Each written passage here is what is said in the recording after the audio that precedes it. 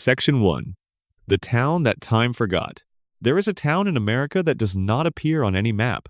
It has a nuclear power plant, a harbor, a tire fire that has been burning for decades, a gorge, a monorail, and somewhere between 2 and 4 elementary schools depending on which episode you happen to be watching. Its founding date changes. Its population shifts. Its borders drift. And every single person who lives inside it has been the same age since December of 1989. That town is Springfield.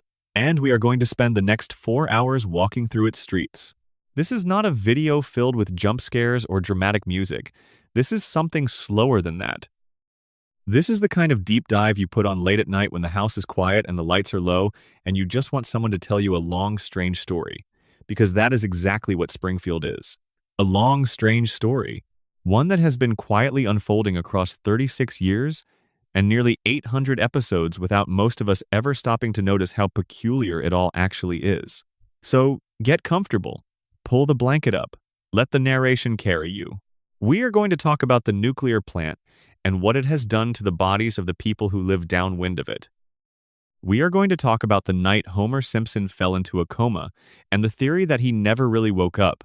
We are going to revisit the greatest unsolved mystery in animated television history and argue, with real evidence, that the official answer was wrong. We are going to trace the impossible lifespan of the oldest man in Springfield and ask what it would actually take to keep a human being alive for over a century. We are going to look at a town that voted to make the truth illegal. We are going to sit quietly with a 1-year-old baby who might be the most intelligent being in her entire zip code. We are going to follow a mother who was erased from her family by a billionaire's grudge and never fully returned. We are going to try to find Springfield on a map and discover again that it refuses to be found. And at the end of all of it, we are going to stand back and look at the whole picture. Every theory, every mystery, every buried thread, and ask the one question the show has been circling for 3.5 decades. Why can't we let them go? But before any of that, we need to start somewhere simpler. We need to start with the most basic strange fact about Springfield, the one that sits right on the surface and stares at you, the one that fans have discussed since the early 90s without ever quite agreeing on what it means. Nobody ages. Take a breath and let that sit for a moment, because it sounds ordinary when you say it quickly. Of course they don't age. It's a cartoon. Animated characters don't age. That's just how it works. And on a surface level, that explanation is correct.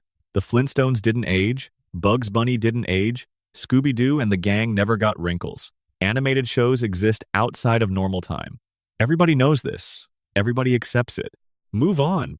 Except The Simpsons is not quite like those other shows. It has always positioned itself as something closer to reality. Its emotional core, especially in the early seasons, was built on recognizable domestic situations. Financial anxiety, marital tension, the fear of being a bad parent, the loneliness of being a smart kid in a dumb classroom, the quiet embarrassment of being unable to provide for your family. These were not cartoon problems. These were the problems of real families watching a cartoon family on a Sunday night and recognizing themselves in the yellow-skinned people on the screen.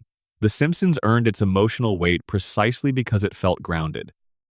And a grounded show that runs for 36 years creates a problem that a purely abstract cartoon never has to face.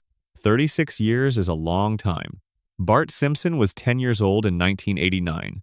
If time passed normally in Springfield, Bart would be 46 years old today. He would have a mortgage, probably 2 divorces, maybe a bad knee from that skateboarding.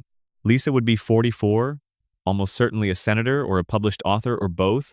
Maggie would be 37, and she would have been speaking in complete sentences for roughly 35 of those years. Homer and Marge would be in their 70s, and their marriage would have survived things that would have broken most couples decades ago. But none of that happened. Bart is still 10. Lisa is still 8. Maggie still cannot form a sentence, at least not in public. Homer still drives to the nuclear plant every morning and slides down the dinosaur into his car at the end of the shift. And Marge still stands at the kitchen counter with that patient, slightly worried expression that she has worn since the pilot episode, as if she is perpetually bracing for whatever Homer is about to walk through the door and announce. The industry term for this is a floating timeline. The show's present is always the viewer's present. When an episode airs in 2025, the characters are living in 2025. When one aired in 1995, they were living in 1995. The technology changes. The cultural references update. The guest stars reflect whoever is currently famous. But the characters stay locked. The numbers on their birthday cakes do not go up. Their faces do not accumulate lines. Their children do not grow. And for most of the show's run, this has been accepted without question. Of course it works this way. What would the alternative look like? A show called The Simpsons where Bart is pushing 50 and still making prank calls to Moe? A show where Lisa's idealism has curdled into something harder and more complicated after 4 decades of being ignored? There is an argument that the floating timeline is not just a production convenience but a creative necessity. The show requires its characters to stay in a particular emotional register. Homer must remain the lovable, fumbling 30-something dad. The moment he becomes a retiree, the whole engine of the series changes in ways it might not survive. So the floating timeline persists, the characters do not age, the town stays frozen, and most of us watch and accept it and move on. But some people do not move on. Some people sit with that frozen clock and start asking questions. And once you start asking questions about why Springfield does not age, you find yourself asking questions about everything else.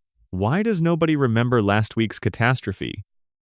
Springfield has been destroyed, flooded, domed by the federal government, invaded, irradiated, and rebuilt so many times that it would take a separate video just to catalog the disasters. And yet each new episode begins with everything back to normal.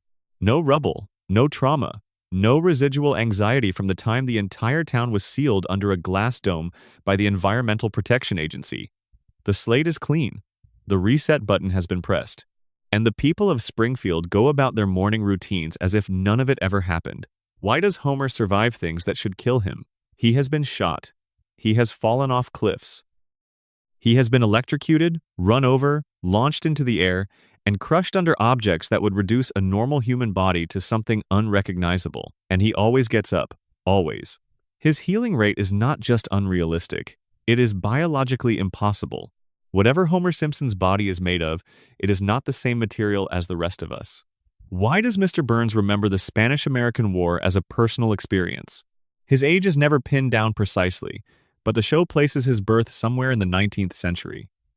He has described first-hand memories from before the First World War. He served in the Second. He knew people who died before any of the show's writers were born. And yet he sits in his office in the present day, operating a nuclear power plant, manipulating municipal politics, plotting elaborate schemes that require sustained cognitive function and long-term planning. He is, by any conservative estimate, over 100 years old, possibly much older. Why is the fish Blinky three-eyed? That last question sounds like a joke, but it is not. Blinky is a real canonical character within the show's universe. He was caught in a river near the nuclear plant. He has 3 eyes. The show uses him as a symbol of environmental contamination, a shorthand for the idea that the power plant's runoff is doing something to the living organisms of Springfield. He becomes national news within the show. A gubernatorial candidate holds him up as evidence. Burns is forced to eat the fish on television just to prove it is not radioactive enough to kill him on camera. And then everyone forgets about Blinky. The news cycle moves on. Nobody tests the river. Nobody follows up. Nobody asks what a 3-eyed fish implies about the people drinking the same water the fish was pulled from. Nobody asks, and nobody answers. The town moves on. The clock stays frozen. The fish stays in the drawer of ambient evidence that Springfield has accumulated over 3 decades, that enormous filing cabinet of strange facts and unexplained details that the show generates and then carefully, consistently refuses to address. These are the questions that Springfield is built on, and they are the questions that have kept a very particular kind of fan awake at night for 30 years, pulling at threads, connecting dots, building theories elaborate enough that the show's own writers have been forced to respond to them in interviews. Before we get to those theories, though, let us spend a few more minutes in Springfield itself. Because the town, before it becomes a laboratory for fan speculation, is worth appreciating as a place. There is something genuinely beautiful about Springfield when you look at it the right way. Not beautiful in a postcard sense, though the show can be gorgeous when it wants to be. Beautiful in the way that ordinary American life, rendered with care and attention, becomes unexpectedly moving. The Quickie Mart, with Apu working the counter through every shift every day, knowing every customer by name and order, that small, tired dignity in a convenience store job that most people look right through. The bowling alley where Homer spends his off hours, nursing a beer and not asking too much of the evening. The elementary school where Skinner fights a losing battle against budget cuts, and Bart's anarchic energy and the fundamental impossibility of the job. Moe's Tavern, where the same group of middle-aged men sit on the same stools and drink the same cheap beer and tell each other the same stories. And somehow none of them find this depressing. They find it comfortable. Springfield is full of people who have settled. They have accepted a certain level of disappointment and found, somewhere inside that acceptance, a version of contentment. Homer is perhaps the purest expression of this. He wanted things, once. He wanted to be in a band. He wanted to matter. He wanted to be the kind of man his father could be proud of. And somewhere along the way, those wants got very quiet. And what replaced them was simpler, and in its own strange way, more complete.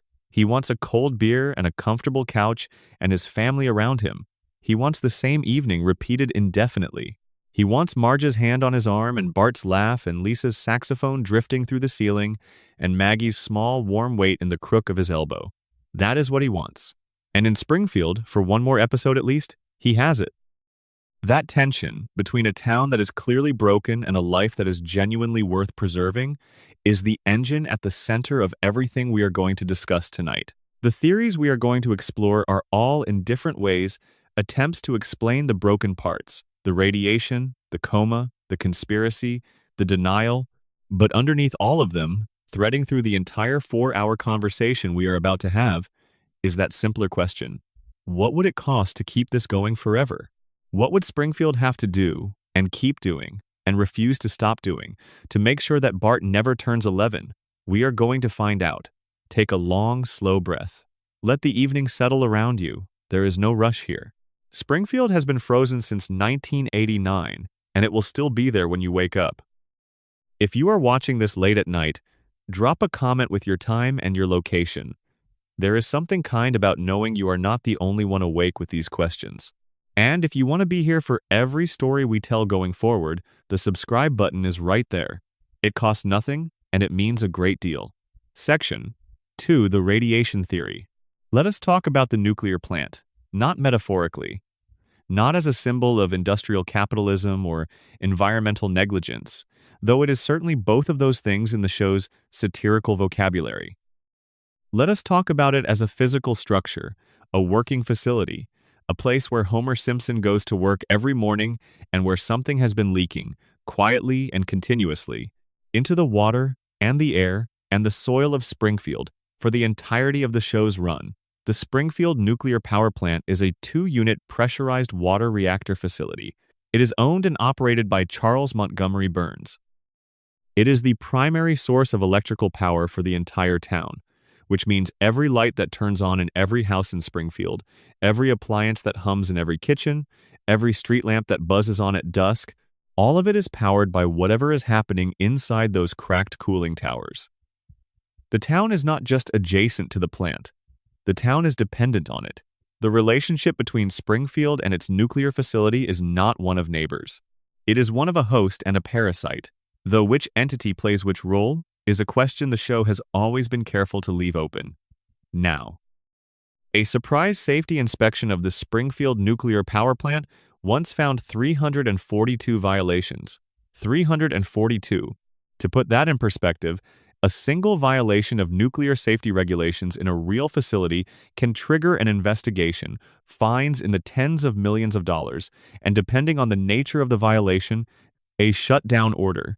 342 violations is not a facility with some maintenance issues. 342 violations is a facility that should not exist. It is a facility that, in any realistic regulatory environment, would have been condemned, its operators prosecuted, its waste contained, its damage to the surrounding community assessed and compensated. The estimated cost to bring the plant into compliance with basic safety standards was $56 million. Mr. Burns refused to spend it. He is a billionaire many times over. The sum was, for him, not a hardship. It was a choice. He looked at the number, he looked at what it would require, and he decided that the price of fixing the problems was less acceptable than the cost of continuing to run them. And here is what those violations actually looked like, because the show does not hide them. It puts them on screen and then trusts that the audience will do what the audience always does with Springfield's horrors, which is laugh and move on. Radioactive waste dumped directly into local waterways. The same waterways that produce the fish the town eats and the water that runs from the taps. Radioactive waste deposited on or near children's playgrounds.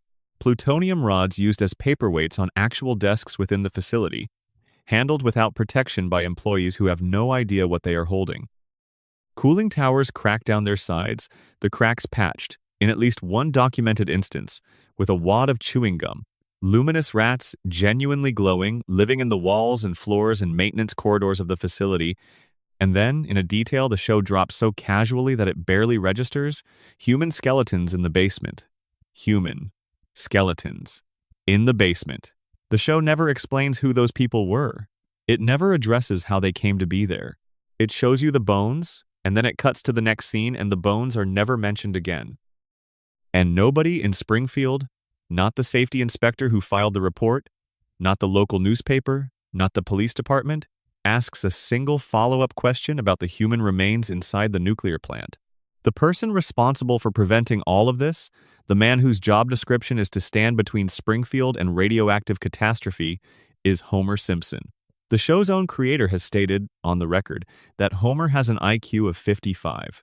During the episode where a crayon is discovered lodged in Homer's brain from a childhood incident, it is established that this foreign object has been physically reducing his cognitive function for decades.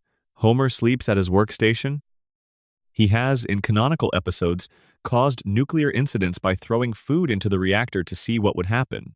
He once brought a large dose of plutonium home from work in his jacket pocket, drove across town with it, and set it on the kitchen counter without telling anyone. He has held this position, safety inspector at a nuclear facility, for the entire run of the show.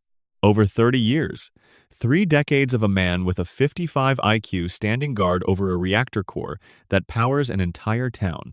Now let us look at what the radiation theory actually proposes, because it is not a fringe idea. It is, arguably, the most internally consistent explanation for the show's visual and narrative logic that anyone has ever put forward. The theory is this: the Springfield nuclear power plant has been contaminating the town's environment since long before the show began. The waste in the waterways, the airborne particles from the cracked towers, the cumulative decades of unregulated radioactive output from a facility with 342 violations, all of it has been working on the residents of Springfield at a biological level. What we see when we look at Springfield, the yellow skin, the bulging eyes, the four-fingered hands, the anatomically impossible hair, the superhuman tolerance for physical injury, the catastrophically shortened cognitive spans, none of this is cartoon stylization. All of it is the visible result of multi-generational radiation exposure in a closed population. The very first visible mutant in Springfield appears in Season 2, before the show had even fully found its voice. That mutant is Blinky, the three-eyed fish pulled from a river near the plant. And Blinky is important not just as a symbol but as a diagnostic. The show is telling you, in its second season, that the plant's runoff is producing biological mutations in the living organisms of Springfield. It shows you the mutation. It makes it national news within the story. And then it trusts you to make the connection that the characters themselves refuse to make between a mutated fish and a town full of people who are also demonstrably mutated. Because look at the residents. Actually look at them with fresh eyes, the way you might look at them if you were seeing the show for the first time. Homer Simpson, a skull shape that does not correspond to human anatomy, eyes that bulge beyond any normal ocular socket, 4 fingers on each hand instead of 5, a bite configuration that no dentist has ever seen in nature, and a body that has survived injuries documented across hundreds of episodes that would be immediately and permanently fatal to any unmodified human being.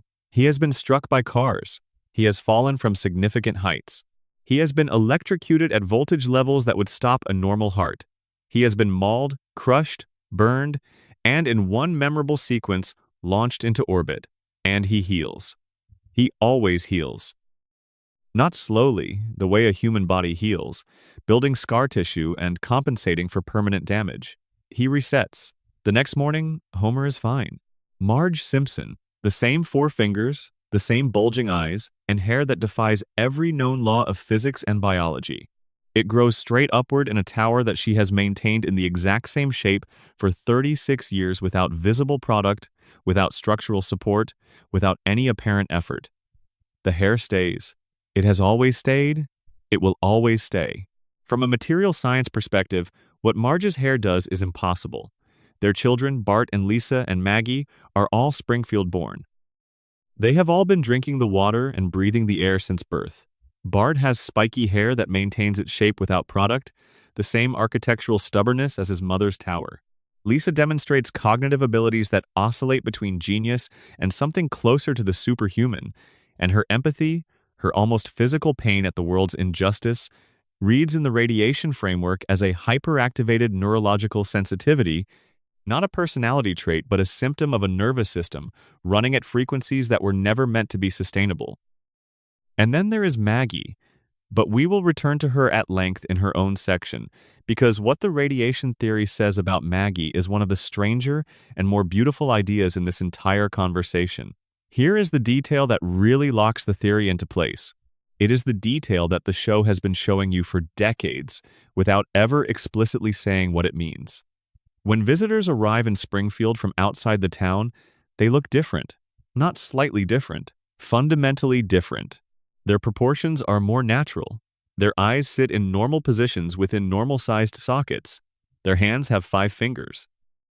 Their features approximate something closer to actual human anatomy. The show draws outsiders with a realism that it never applies to Springfield's permanent residents. And the standard explanation, the one that gets repeated every time someone notices this, is that it is just the art style. Some characters are drawn more realistically than others. It is a stylistic choice by the animators. But within the logic of the show's own universe, this distinction carries a different meaning. Because the show does not draw all characters with the same level of stylization based on how important they are or how long they appear on screen. It draws Springfield residents one way and non-Springfield residents another way. The people inside the contamination zone look like the result of multi-generational radiation exposure. The people outside the contamination zone look like people. The show is showing you this. It has been showing you this for the entire run. The art style is the evidence, and the animals follow the same pattern. Santa's little helper, the Simpson family dog, has the same proportional distortions as his owners. The same eyes. The same anatomy that deviates from what a real dog looks like. A dog who has been living in Springfield, drinking Springfield's water, breathing Springfield's air, eating food grown in Springfield's soil, and Blinky the fish. Springfield's wildlife is demonstrably, visibly altered by the plant's runoff. The show tells you this directly and then expects you to believe that the same contamination has had no effect on the humans who share the ecosystem. The radiation theory says it has. The theory says every visual quirk that distinguishes Springfield residents from the rest of the world is a biological marker. Every bulging eye, every 4-fingered hand, every spiky hairline, every yellow complexion, every supernatural recovery from fatal injury. These are not stylistic choices. These are symptoms. Now let us come to the part that gives the theory its teeth. The part about Mr. Burns and what his personal medical situation tells us about what he knows and how long he has known it. In the episode titled The Springfield Files, Homer encounters a figure in the woods near Springfield that he believes to be an alien. The FBI is called. The town panics. The mystery builds across the episode to a dramatic reveal, and when the truth emerges, it is this. The figure in the woods was not an alien. It was Mr. Burns, returning from his weekly medical treatment.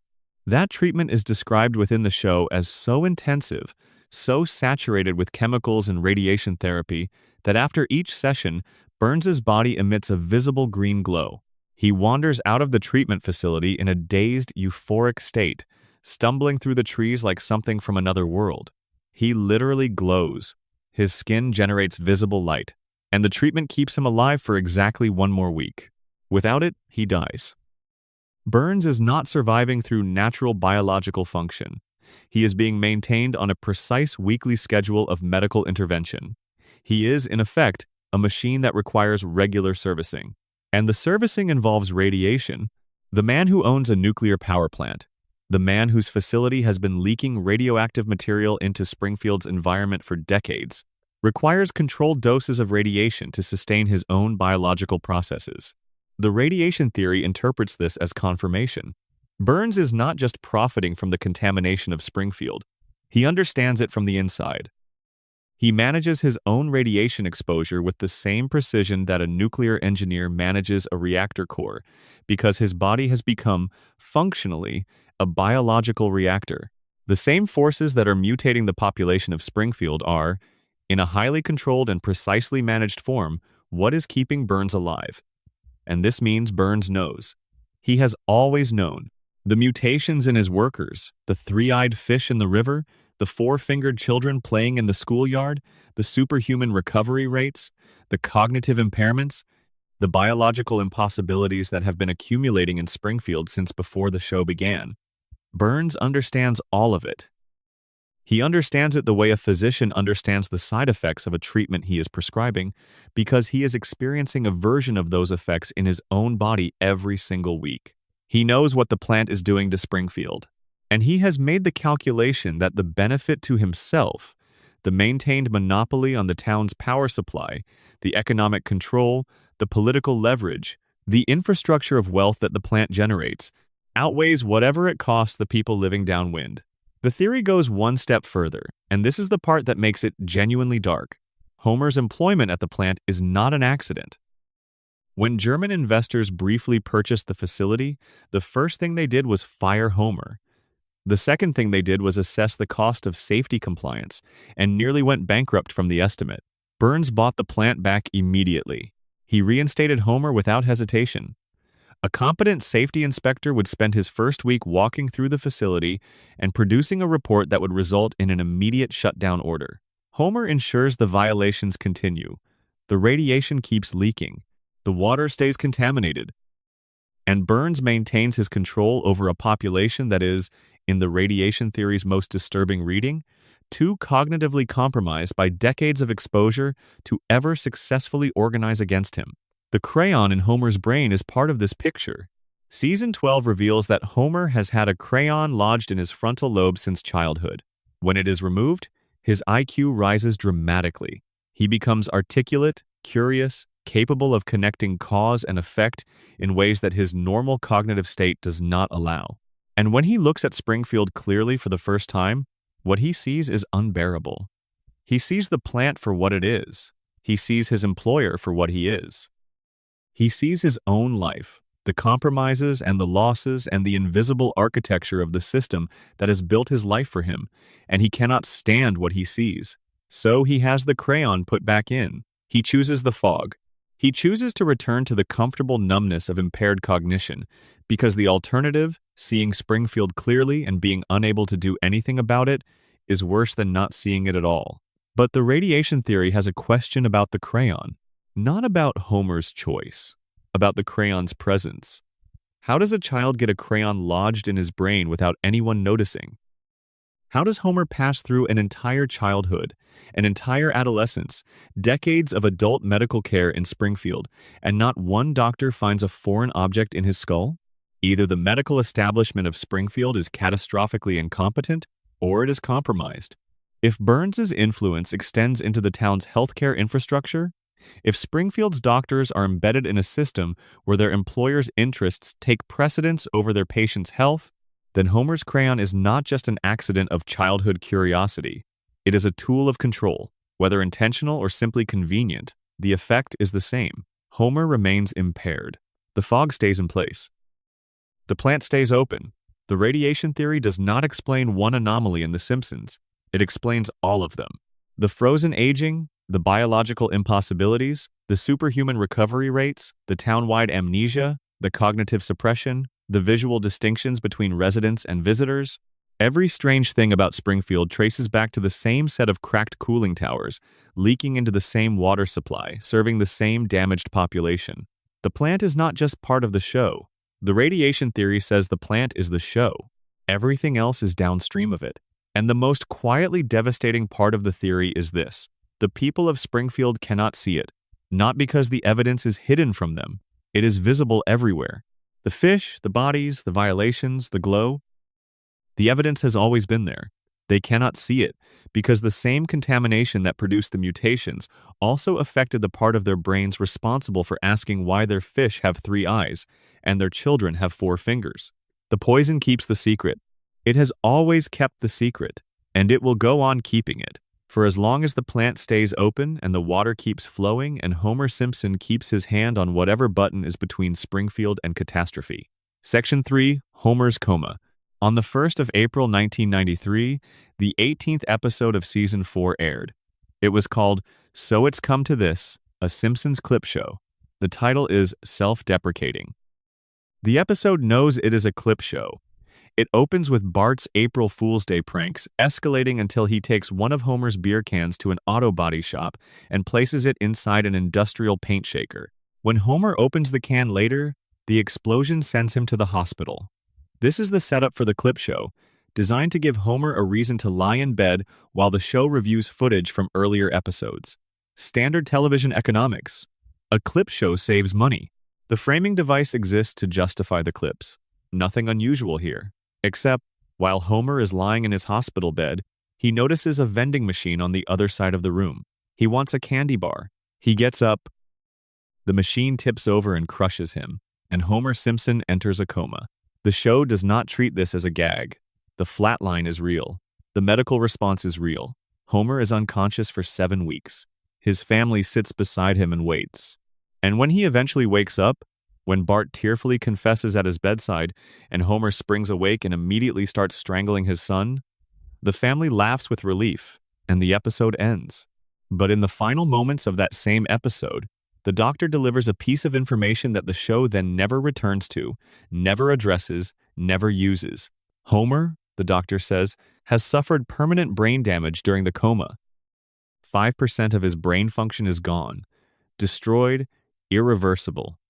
And Homer's response to this news is to laugh, even though he says he does not know why he is laughing. The show treats this as funny. The family finds it charming. The credits roll. And The Simpsons continues for 32 more years as if the event were a minor footnote, unless Homer never woke up at all. This is the coma theory. It is the most widely discussed, most passionately debated, and most internally coherent fan theory in the entire history of The Simpsons. It was originally proposed in a Reddit thread by a user named Hard to Pick a Name. The premise is straightforward in its statement and destabilizing in its implications. Homer Simpson did not wake up from his coma. In April of 1993, he is still in that hospital bed. Every episode that has aired since the coma episode, every storyline, every guest appearance, every trip to space, every encounter with God, every impossible recovery from fatal injury, every celebrity friendship, every adventure in a foreign country, every moment of genuine sweetness, and every moment of absurd catastrophe, all of it is a dream being generated inside the deteriorating mind of a man in a vegetative state. The Simpsons, in this reading, is not a television show. It is a window into the internal experience of a brain-damaged man who fell in love with his family and refuses to leave them. Let us walk through the evidence, because it is more substantial than it has any right to be.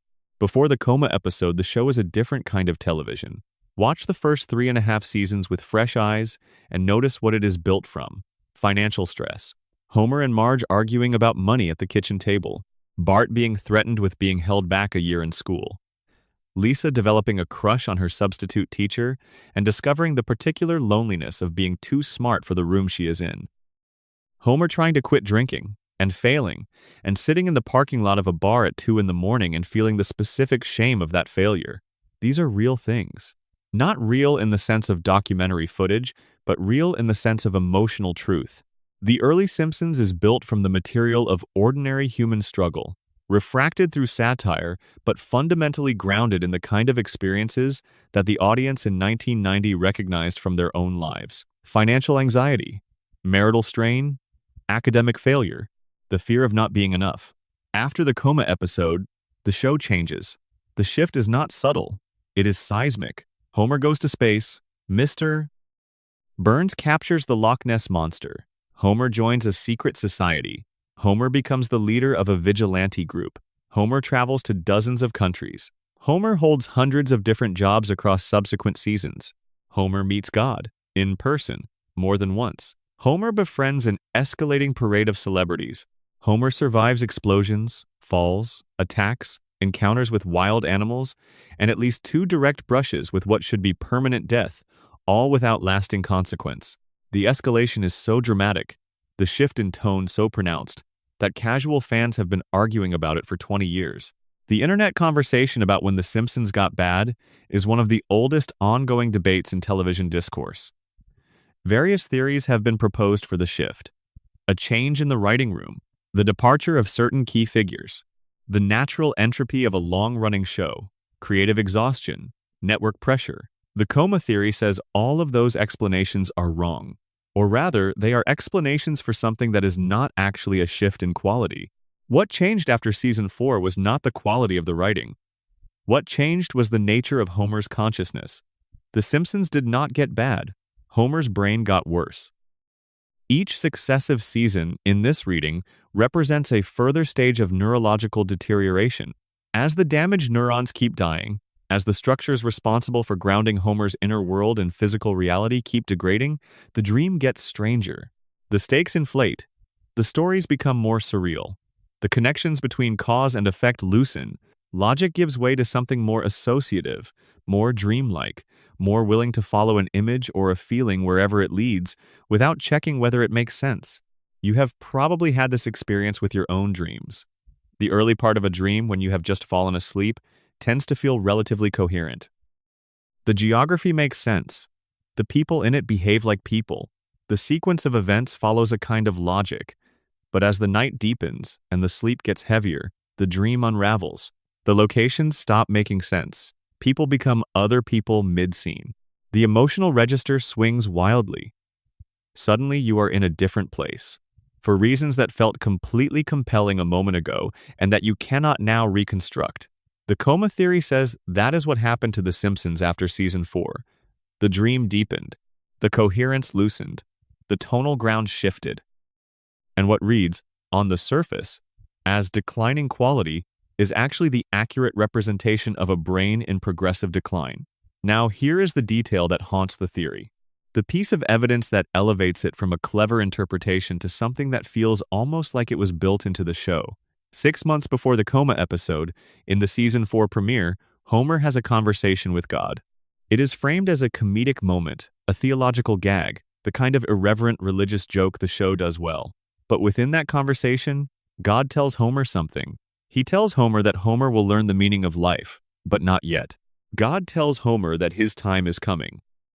6 months later, Homer is in a coma. The timeline is precise. God gave Homer a prophecy, not a vague spiritual statement about ultimate meaning, a specific forecast about timing. Your time is coming. And 6 months later, Homer's conscious life ended. What the show presents as a throwaway line about theological comedy, the coma theory reads as a genuine warning embedded in the show's narrative, one that the character could not decode but that the audience can see clearly in retrospect. God told Homer his time was nearly up, and it was. The aging problem is where the coma theory is most elegant. Every other explanation for why nobody ages in Springfield requires some kind of external mechanism. The radiation theory requires biological mutation. The cartoon logic explanation requires accepting that animated shows simply work differently than live-action shows, which is true but also feels like a concession rather than an answer. The coma theory requires nothing external at all. It is the simplest possible explanation. Nobody ages in Springfield because they all exist inside the frozen mind of a man who went to sleep in April of 1993 and never woke up. Of course, Homer's children do not age. His unconscious brain cannot imagine them growing older because he was not present to witness it. The last image he has of Bart is a 10-year-old boy. The last image he has of Lisa is an 8-year-old girl. The last image he has of Maggie is an infant who could not yet speak. His brain can only work with what it has. And what it has is the family as it existed on the morning of April 1st, 1993, before the hospital, before the candy bar, before the vending machine. That is the family Homer's dream preserves. Frozen, permanent, exactly as he left them. Marge does not age because Homer's unconscious mind holds her image at the point where he last saw her clearly. She is 34 years old and her hair is still a tower, and her eyes are still worried, and she is still the most important person in every room she enters, as far as Homer is concerned. His dream does not let her change because changing would mean acknowledging the passage of time, and acknowledging time would mean acknowledging that he has been gone a very long while. The celebrity appearances in later seasons, those endless streams of guest stars that flood the show from the mid-90s onward, also make sense through the coma lens. Homer is in a hospital. He is unconscious, but the world around his body continues. His family comes to visit. The television plays. Nurses talk among themselves. Doctors make their rounds. Music drifts in from a portable radio, and Homer's dreaming brain, running on the ambient data it receives through the fog of unconsciousness, processes these fragments and incorporates them into the dream. A voice on the television becomes a guest character in Springfield. A name heard in a conversation at the bedside becomes a celebrity who visits the bar. A face glimpsed on a hospital room screen gets translated into the dream's visual language and inserted into whatever the current storyline requires. The dream does not distinguish between Homer's real memories and the fragments it picks up through the fog. It uses everything. This is why the celebrity appearances feel different from the show's earlier guest stars. In seasons 1 through 4, the celebrity appearances are embedded in the fabric of the story. They feel like people who belong in the show's world. After the coma, they feel imported. They feel like intrusions, because they are, in the coma theory's framework, exactly that. They are fragments of the external world, bleeding through the barrier between Homer's unconscious mind and the waking world outside his hospital room, getting stitched into the dream by a brain that is doing its best with imperfect materials. The show itself has acknowledged the theory.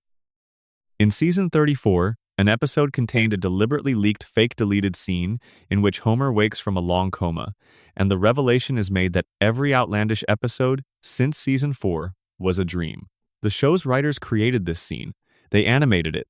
They showed it to the audience and then immediately walked it back, framing it as a hoax inserted by hackers, not genuine show content. But here is the thing, they made it. They spent money and time animating a scene in which the coma theory is explicitly confirmed. They put it into the world, and their denial, their insistence that Homer is not in a coma, came packaged inside an episode that showed you Homer waking up from a coma. They showed you the answer and then told you it was a joke. Al Jean, the show's executive producer, addressed the theory directly in 2015. He said it was not true. He dismissed it. But he did not explain why nobody ages. He did not explain the tonal shift after season 4. He did not explain why God told Homer his time was coming 6 months before the coma. He did not explain the escalating surrealism of the later seasons, the progressive loosening of logical consequence, the increasing distance between the show and the grounded domestic reality that defined its early identity. He said it is not true. The interviewer moved on. The fans did not. Because here is what the coma theory does that no official explanation manages to do. It makes the show make sense. Not just the aging, not just the celebrity flood, not just the tonal shift. It makes the emotional core of the show make sense in a way that is almost unbearably poignant. If Homer is dreaming, then The Simpsons is not a comedy about a dysfunctional family. It is a love story about a man who lost his family and cannot let them go. Homer's deepest wish is not complicated. He does not want to go to space or lead a vigilante group or befriend celebrities. He wants his children to still be young. He wants his wife to still be beside him. He wants the specific texture of an ordinary Tuesday evening in the house on Evergreen Terrace, the smell of dinner from the kitchen, the sound of Bart's skateboard in the driveway, Lisa's saxophone coming through the ceiling, Maggie's small weight in his arms. That is the dream. That is what he holds on to. And his comatose mind generates it, episode after episode, year after year, because the alternative, waking up and discovering how much time has passed and what has changed and whether his family waited, is not something Homer Simpson can face. So the dream continues. Every episode is another night's sleep. Every reset is another time Homer's brain refuses to let the story end. Every impossible recovery, every Monday morning that arrives without consequence after a Sunday night catastrophe, is Homer's unconscious mind protecting itself. The simulation keeps running. The family stays together. And somewhere in a hospital room in Springfield, a man who went under in April of 1993 keeps breathing, keeps dreaming, keeps holding his family in the only place he has left, which is the place no one can take from him, which is the inside of his own head. The coma theory does not diminish The Simpsons. It does the opposite. It transforms 30-plus years of television into a single, sustained act of love from a father who will not stop dreaming about his family, even when the dream starts to fray at the edges, even when the logic starts to slip and the world outside his hospital window starts bleeding in through the fog, even when the only thing keeping the simulation running is the sheer stubborn force of how much he wants them all to still be there when he opens his eyes. If the coma theory is true, then every episode of The Simpsons since April 1993 is a prayer. And the prayer is simple. Let them still be there. Let them still be there when I come back. Section 4. Who really shot Mr. Burns? Before we say anything else, let us agree on one thing. Yes, the show told us it was Maggie. Season 7, Episode 1, Who Shot Mr. Burns Part 2, Case Closed. The baby did it, the investigation confirmed it, the mystery was officially resolved, and the show moved on. We know. We also know, after looking at the evidence carefully, that the case was never actually closed. Let us go back to the beginning. The summer of 1995 was an unusual summer for American television, and specifically for animated television, because The Simpsons did something that had never been attempted by a cartoon before. They constructed a genuine mystery. A real whodunit, with multiple suspects, physical evidence, and a cliffhanger ending specifically designed to keep the audience guessing through the summer break. The show's creators invited viewers to participate in a national contest. Submit your answer for Who Shot Mr. Burns, and if you guess correctly, you could be animated into a future episode. Fox promoted it heavily. America's Most Wanted produced a tie-in special, treating the fictional crime as a real unsolved case. The Simpsons was not just a television show that summer. It was a national puzzle. And the puzzle began with Mr. Burns doing something that the show had been building toward for a full season. He stole the sun. Not metaphorically. Burns had constructed a giant mechanical disc and deployed it above Springfield to block out sunlight. His plan was simple. If Springfield could not get natural light, the town would need to buy artificial light from the only available source, his nuclear plant. He was literally holding the town's solar access hostage to force the population into complete electrical dependence on him. And before he did that, he had spent the preceding episodes systematically destroying the livelihoods and the security of everyone in town. He drained an oil well from beneath the elementary school, gutting the school's budget. He shut down Moe's Tavern by bankrupting its owner. He created a sinkhole that destroyed the retirement castle. He injured the family dog. By the time Burns blocked out the sun and then fired Smithers for protesting, the show had carefully established a motive for essentially every named character in Springfield. Homer, because Burns had never once in years of employment been able to remember his name, a humiliation that had been building into something darker. Bart and Lisa, because their school lost its funding. Grandpa, because his home was destroyed. Groundskeeper Willie, because he lost his job. Tito Puente, because the music program was cut. Moe, because his bar went under. And Smithers, freshly fired, publicly humiliated by a man he had served loyally for his entire adult life. Every single person in Springfield had a reason. And at the public meeting where Burns appeared to gloat about his sun-blocking device, the tension in the room was so thick that the camera kept lingering on people's hands, showing you the weapons they had brought, the suppressed rage on their faces, the specific dangerous stillness of a crowd that has been pushed too far. Then Burns collapsed, a single gunshot wound. He staggered to the town sundial and fell, his hands landing on two letters. From the audience's perspective, the letters were W and S. From Burns's perspective, looking down at his own falling hands, the letters would have been M and S. The screen went black. America had all summer to figure it out. When the answer came, in September 1995, the investigation plays out as a comedic procedural. Smithers immediately confesses, but it turns out he was blackout drunk at the time and had actually shot someone else entirely, old Jasper in his wooden leg on the other side of town. Wrong victim, wrong location, wrong crime entirely. One by one, the suspects are cleared. The investigation stalls until police identify a crucial piece of physical evidence, an eyelash on Burns's suit. They run DNA analysis. The eyelash belongs to a Simpson. Homer's fingerprints are on the gun. He had the most explicit and escalating motive in the show's history. He is arrested. He is about to be convicted. Then Burns wakes up from his coma. He identifies his shooter, Maggie Simpson. Baby Maggie, 1-year-old, found Burns in the parking lot after the meeting, was involved in a struggle over her lollipop, during which Burns's own gun fell from his holster, and Maggie picked it up, and the gun discharged. Case closed. Baby did it, move on. Except, start with the contest. Fox ran a national competition, thousands of entries. According to the DVD commentary for the episode, not a single entry from the randomly selected sample of submissions correctly guessed Maggie. The winner of the contest was chosen at random from the pool and, since they did not have the right answer, received a cash payment instead of the animated cameo. The one person who apparently did guess correctly had posted on a Simpsons news group the night of the original broadcast using a college internet account that was no longer active by the time the contest ended. The producers issued an open invitation on the DVD release for that person to come forward. They never did. Here is what that means. The show's creators designed a mystery, told the public it was solvable from the clues in Part 1, built a national promotional campaign around it, and then when the answer was revealed, essentially nobody in their sampling had figured it out. Either the clues were so subtle that they were functionally invisible, or the answer did not logically follow from what had been shown, or both. Now look at the physical evidence itself. Burns falls on the sundial. His hands point to W and S, or from his perspective, M and S. The show tells us this spells Maggie Simpson, M for Maggie, S for Simpson. This is the central clue. The one piece of evidence the show most explicitly presents as confirming Maggie's guilt. Burns himself, canonically, stated that his hands pointing at those letters was not intentional.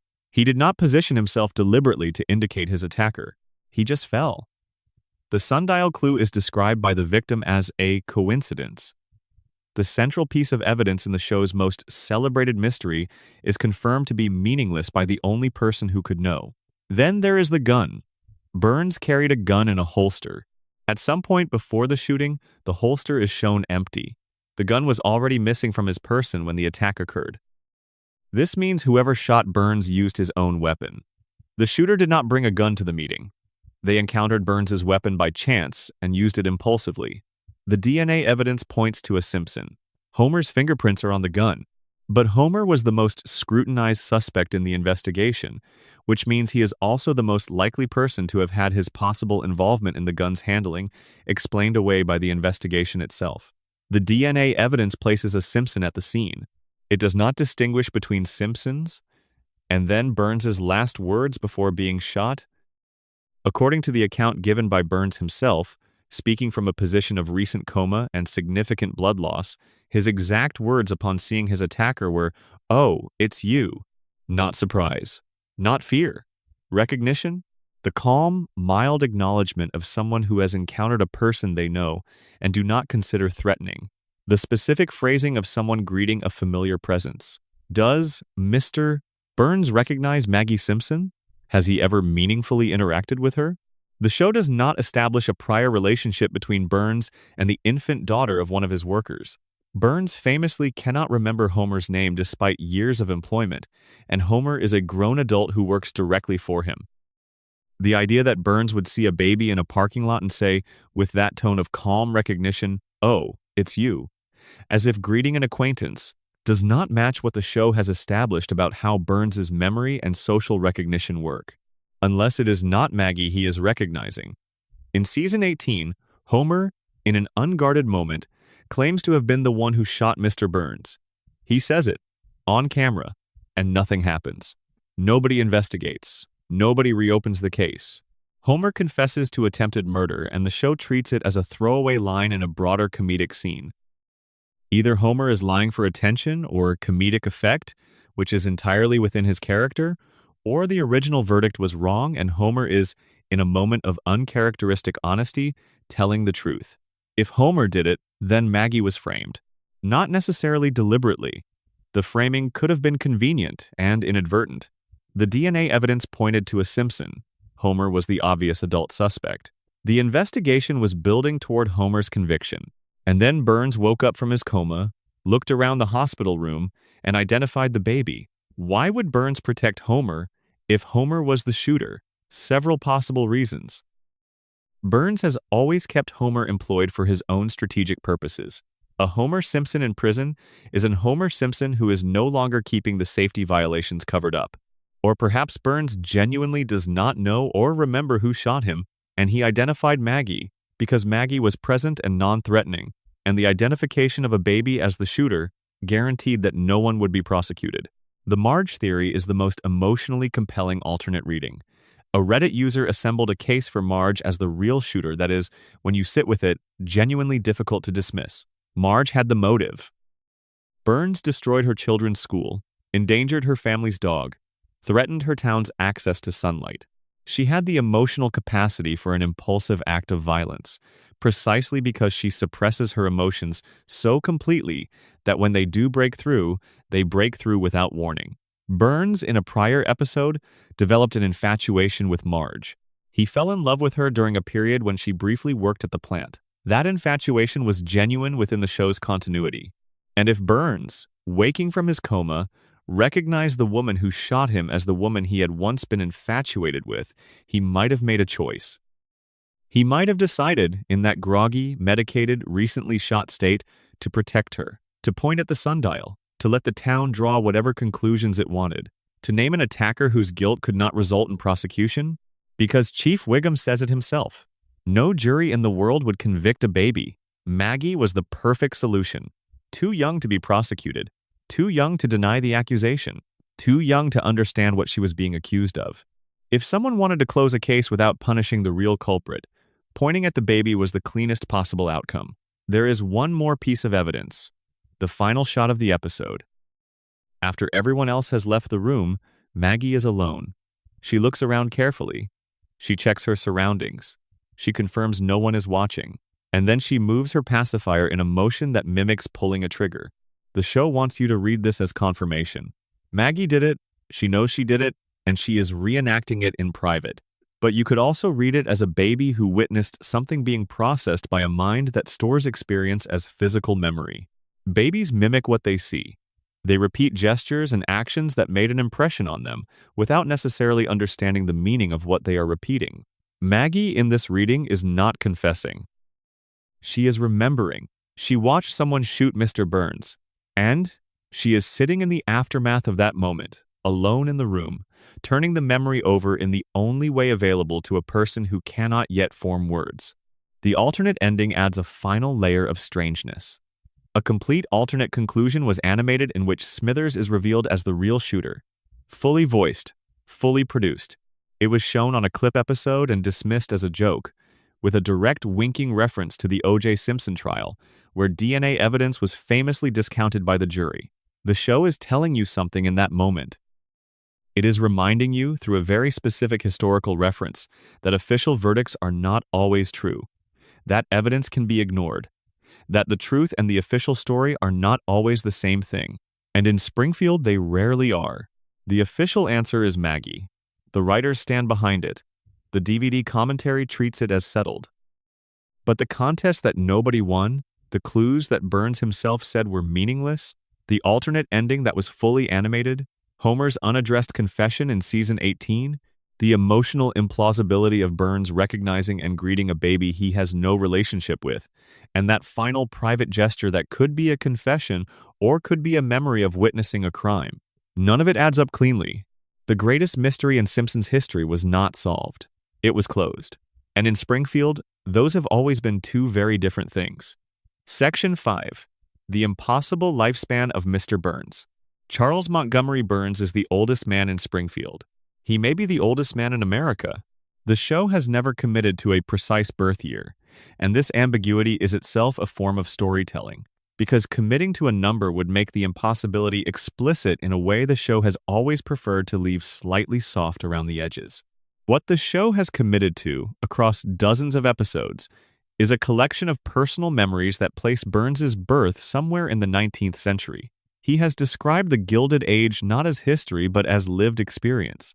He has referenced the Spanish-American War as something he recalls firsthand.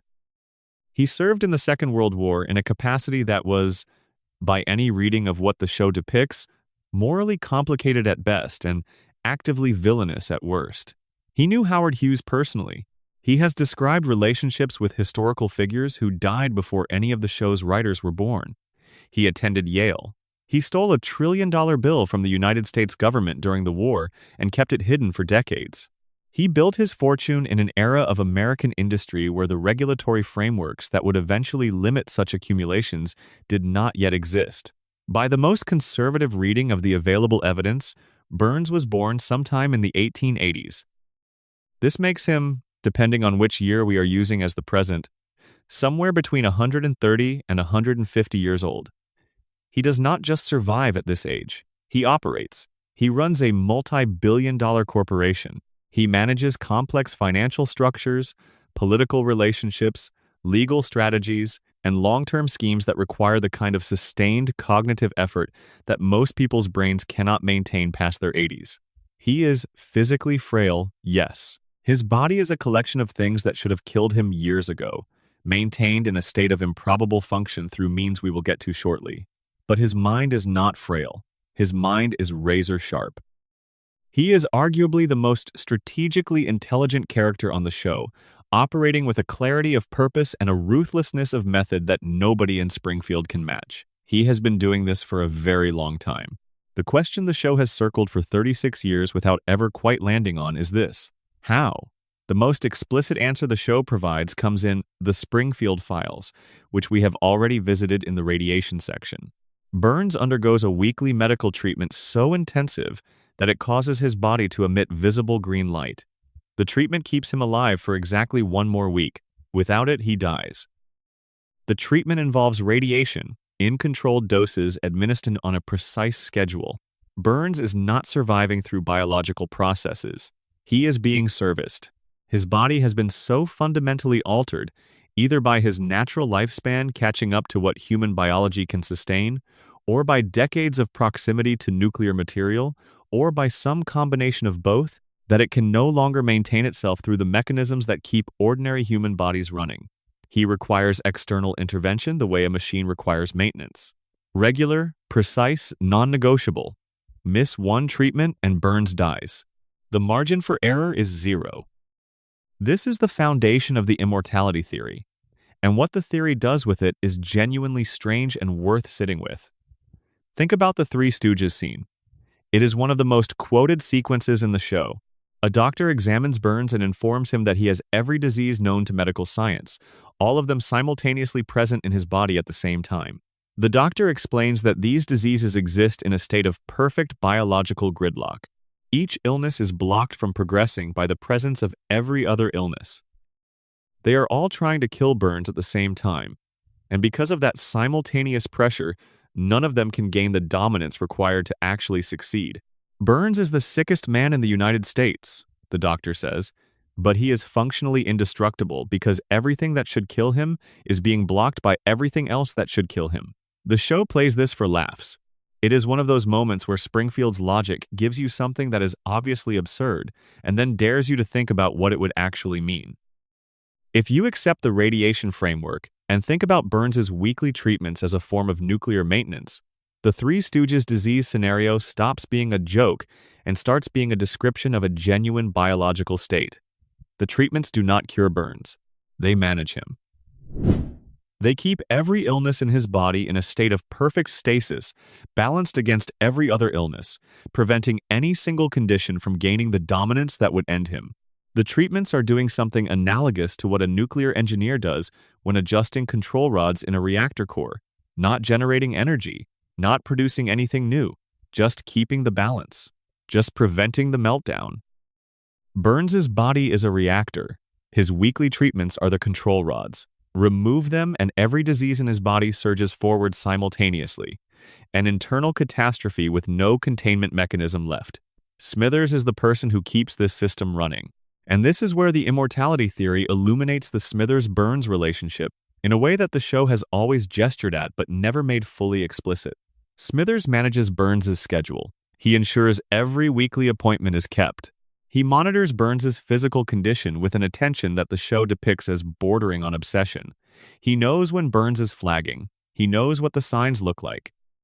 He knows what to do and when. And the show has established repeatedly, across many seasons, that without Smithers, Burns would be helpless. Not emotionally helpless, the way a lonely man is helpless without company, physically helpless. Without Smithers managing the treatment protocol, Burns would miss a dose. The equilibrium would collapse. The controlled meltdown would begin. Smithers has devoted his life to Burns. The show has been somewhat careful about why. There is obvious emotional attachment, obvious psychological complexity in the dynamic between them. But the immortality theory adds a material dimension to that devotion. Smithers is not just emotionally dependent on Burns. He is the mechanism that keeps Burns alive. He knows this. He has probably always known this. And that knowledge, the knowledge that his absence is a death sentence, is the foundation beneath all the emotion and the loyalty and the complicated feelings that the show has spent decades exploring. Smithers stays because leaving means watching Burns die within the week. And whatever Smithers' feelings about that, he stays.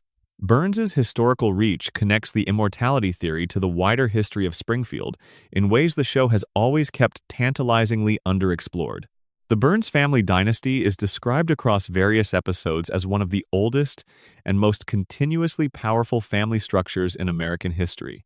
Their wealth predates the Industrial Revolution. Their influence has shaped the country in ways that are implied more often than stated. Burns did not just build an empire. He maintained one that was already ancient when he took control of it, and he has been running it for a span of time that does not correspond to any normal human lifespan. The question the show never answers is whether Burns is genuinely unprecedented, the first member of his family to achieve this kind of lifespan extension through technology and resources, or whether previous Burns patriarchs employed their own methods. Before nuclear radiation, before the specific medical interventions that currently keep Burns alive, did the family find other ways to hold on? Did they use methods from an earlier era of science, or something older and less quantifiable than science? The show does not say, but it establishes that the Burns dynasty has been in continuous operation for longer than most American institutions. That kind of continuity does not happen through normal generational succession. Normal generational succession means gaps, transition periods, moments of vulnerability between the death of one patriarch and the consolidation of the next. The Burns family line, as depicted, shows no such gaps. There is always a Burns at the top. There has always been a Burns at the top. And the current Burns, by his own stated memory, has been at the top for over a century. Burns has also come remarkably close to dying on numerous occasions. He has been shot. He has been hospitalized beyond counting. He has collapsed, fallen, been attacked, been poisoned, been left in wilderness conditions that would end a normal person within days. And every single time he comes back, not through some cartoon invulnerability, through money, through infrastructure, through the machinery of accumulated wealth that ensures no matter what happens to his body, there are people positioned and resourced to respond. Homer survives impossible things because the show needs him to survive. His resilience is passive, a function of narrative necessity. Burns survives impossible things because he built a system designed to ensure his survival, regardless of what happens to him physically. His resilience is engineered, active, deliberate, the product of a century of preparation and investment. Every dollar he has ever spent, every institution he has compromised, every politician he has purchased, every doctor he has retained, has been organized, consciously or not, around a single objective. Keep Burns alive, keep the treatments coming, keep the diseases balanced, keep the reactor running, because if Burns dies, the empire dies, and empires do not allow themselves to die. The most unsettling dimension of the Burns immortality theory is not the personal horror of living as a walking medical impossibility for over a century. It is the systemic implication. Springfield needs Burns to stay alive. The town's economy runs on the nuclear plant. The nuclear plant runs on Burns. Burns runs on his treatments. His treatments run on the infrastructure that his wealth provides. It is a closed loop, and the loop cannot be broken from inside because every element of it is dependent on every other element. Springfield cannot kill Burns because Springfield cannot survive without Burns. Burns cannot die because dying would force a reckoning with what his system has done to the people inside it. The treatments have to keep coming. The radiation has to keep leaking. The fish have to keep growing their extra eyes.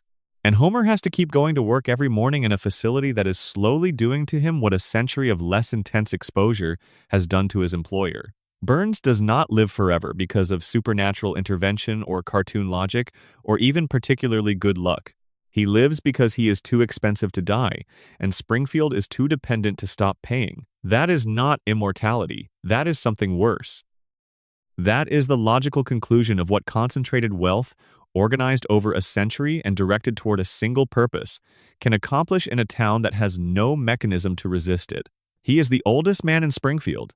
He will keep being the oldest man in Springfield. And the cracked cooling towers will keep leaking, and the treatments will keep coming, and Springfield will keep paying the bill. For as long as the lights stay on, which is forever. Section 6. Where is Springfield? There is a question that has been asked about The Simpsons since approximately the third episode of its first season and has never been satisfactorily answered. The question is simple. Where is Springfield? Which state? Which region? Which corner of American geography contains this town? With its nuclear plant, and its tire fire, and its harbor, and its mountains, and its desert, and its access to both the Canadian border, and what appears, in different episodes, to be the Gulf of Mexico? The honest answer is all of them and none of them. Springfield exists in a state of deliberate, maintained geographic impossibility that the show has been cultivating since 1989, and the impossibility is not an accident, it is a choice. A sustained, consistent, carefully protected choice that the show has made and remade every time the question has gotten close to an answer. Let us inventory the contradictions, because the list is worth going through slowly. Springfield has oceanfront property. Multiple episodes place the town within reasonable driving distance of a coastline with actual beach access. But Springfield also has mountains. Significant ones, the kind that characters ski down in winter and hike in summer. Springfield has a desert biome nearby, or at least, episodes have placed desert landscapes within the show's geography. Springfield has farmland, the kind of flat agricultural landscape that sits in the middle of the country, far from either coast. Springfield experiences blizzards severe enough to shut down the town, but also tropical heat waves. It has a harbor, but also appears landlocked. Its weather systems do not correspond to any single American climate zone. The state borders are equally fluid. Springfield has been placed, depending on which episode you are watching, in a position adjacent to Ohio.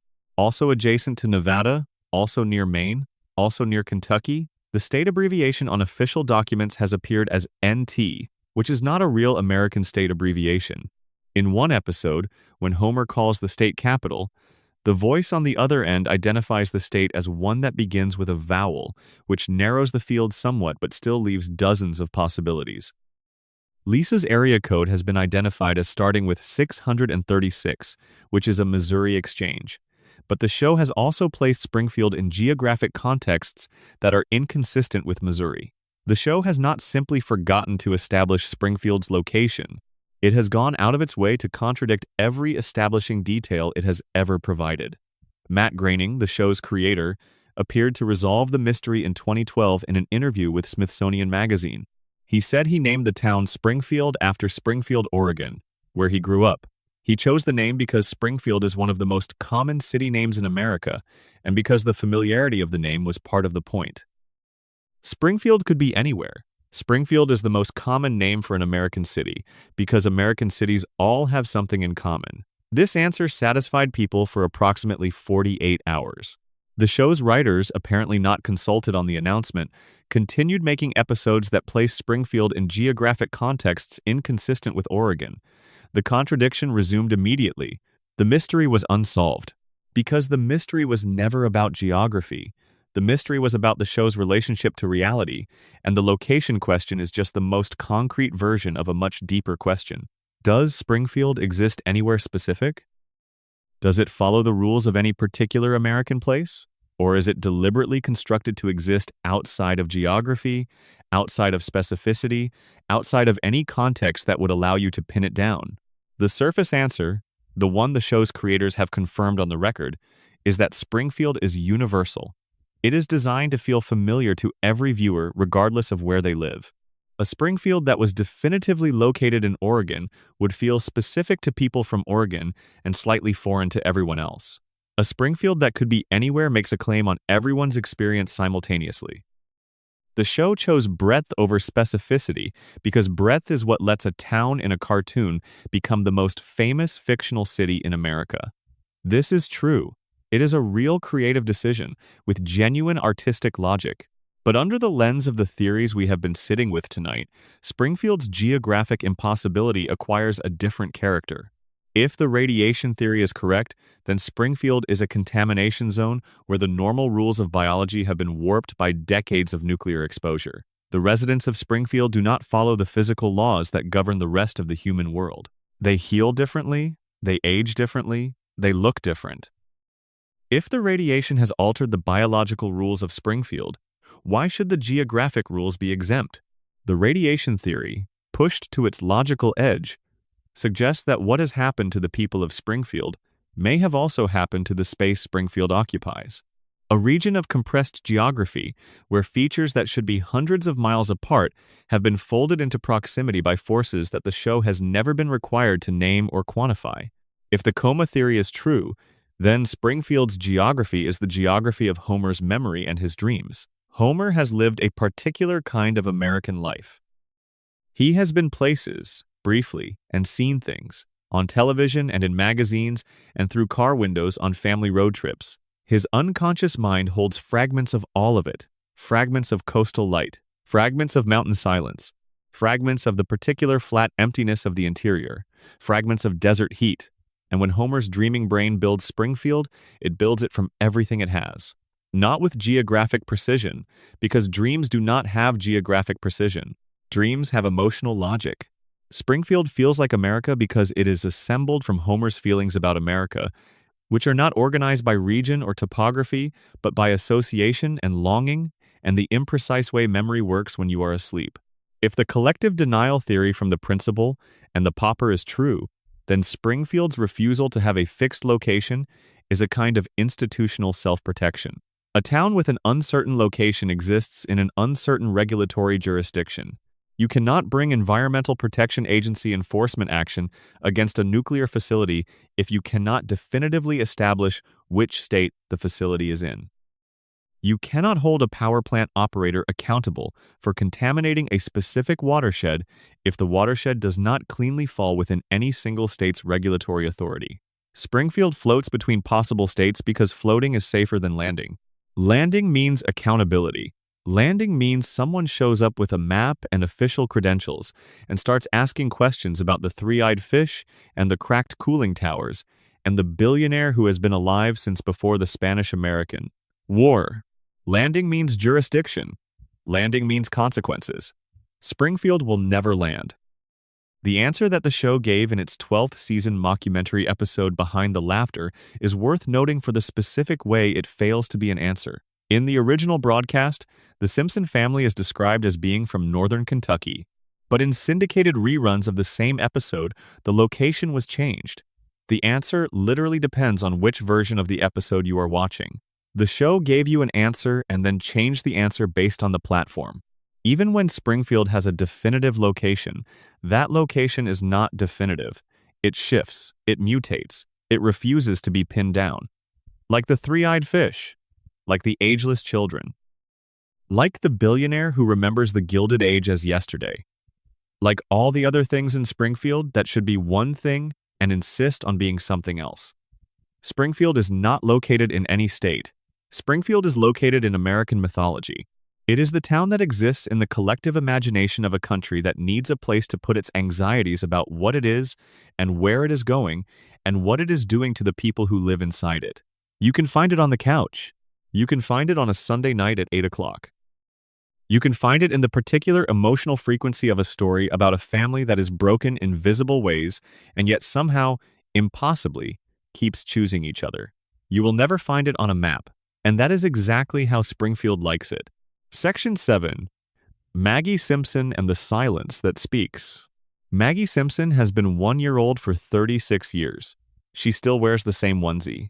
She still carries the same pacifier. She still has those enormous dark eyes that take in everything and give back almost nothing. She has been in the room for every conversation, every crisis, every moment of comedy and catastrophe that the show has produced since 1989. And she has said, in all that time, effectively nothing. One word, Daddy. Voiced by Elizabeth Taylor in an episode that treated it as a cameo, a single precious utterance that the show never repeated. Maggie said Daddy, and then she went back to silence, and she has stayed there for 35 years and counting. This is usually described as one of the show's running gags. Maggie cannot talk. She communicates through pacifier sounds and pointed stares and the occasional physical gesture. She is a baby. Babies cannot talk. This is the joke. Move on. Except Maggie has done things that babies cannot do. And the gap between what the show presents her as and what it shows her doing is one of the strangest and most consistently overlooked details in all of Springfield. We have already discussed the shooting. Regardless of whether Maggie actually pulled the trigger, the aftermath tells you something important. After the investigation concludes and the family leaves the room, Maggie is alone. She checks her surroundings with a careful, deliberate sweep of her eyes, the way you do when you want to confirm that you are not being observed.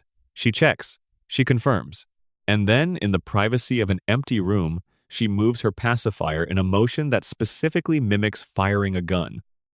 That sequence requires situational awareness. It requires understanding that certain behaviors have consequences when performed in front of witnesses. It requires memory of a specific event. It requires the impulse control to withhold a behavior until the appropriate private moment. And it requires the capacity to represent an action symbolically, using one gesture to stand in for another. These are not infant behaviors. In developmental psychology, the abilities Maggie demonstrates in that single 20-second sequence do not typically emerge until a child is somewhere between 2 and 4 years old. Some of those abilities, particularly the deliberate performance for privacy dynamic, require a theory of mind that infants definitively do not possess. Maggie has a theory of mind. She knows that what she does in front of people has different consequences from what she does alone. She manages this knowledge. She uses it. The Longest Daycare is a 7-minute theatrical short film that screened in cinemas before a major release in 2012. It was nominated for an Academy Award, and it is the most concentrated demonstration of Maggie's actual cognitive capacity that the show has ever produced. The premise is simple. Maggie is dropped off at a daycare center that runs on authoritarian principles. Inside, she encounters a caterpillar that is preparing to become a butterfly. Another child, a bully, wants to destroy it.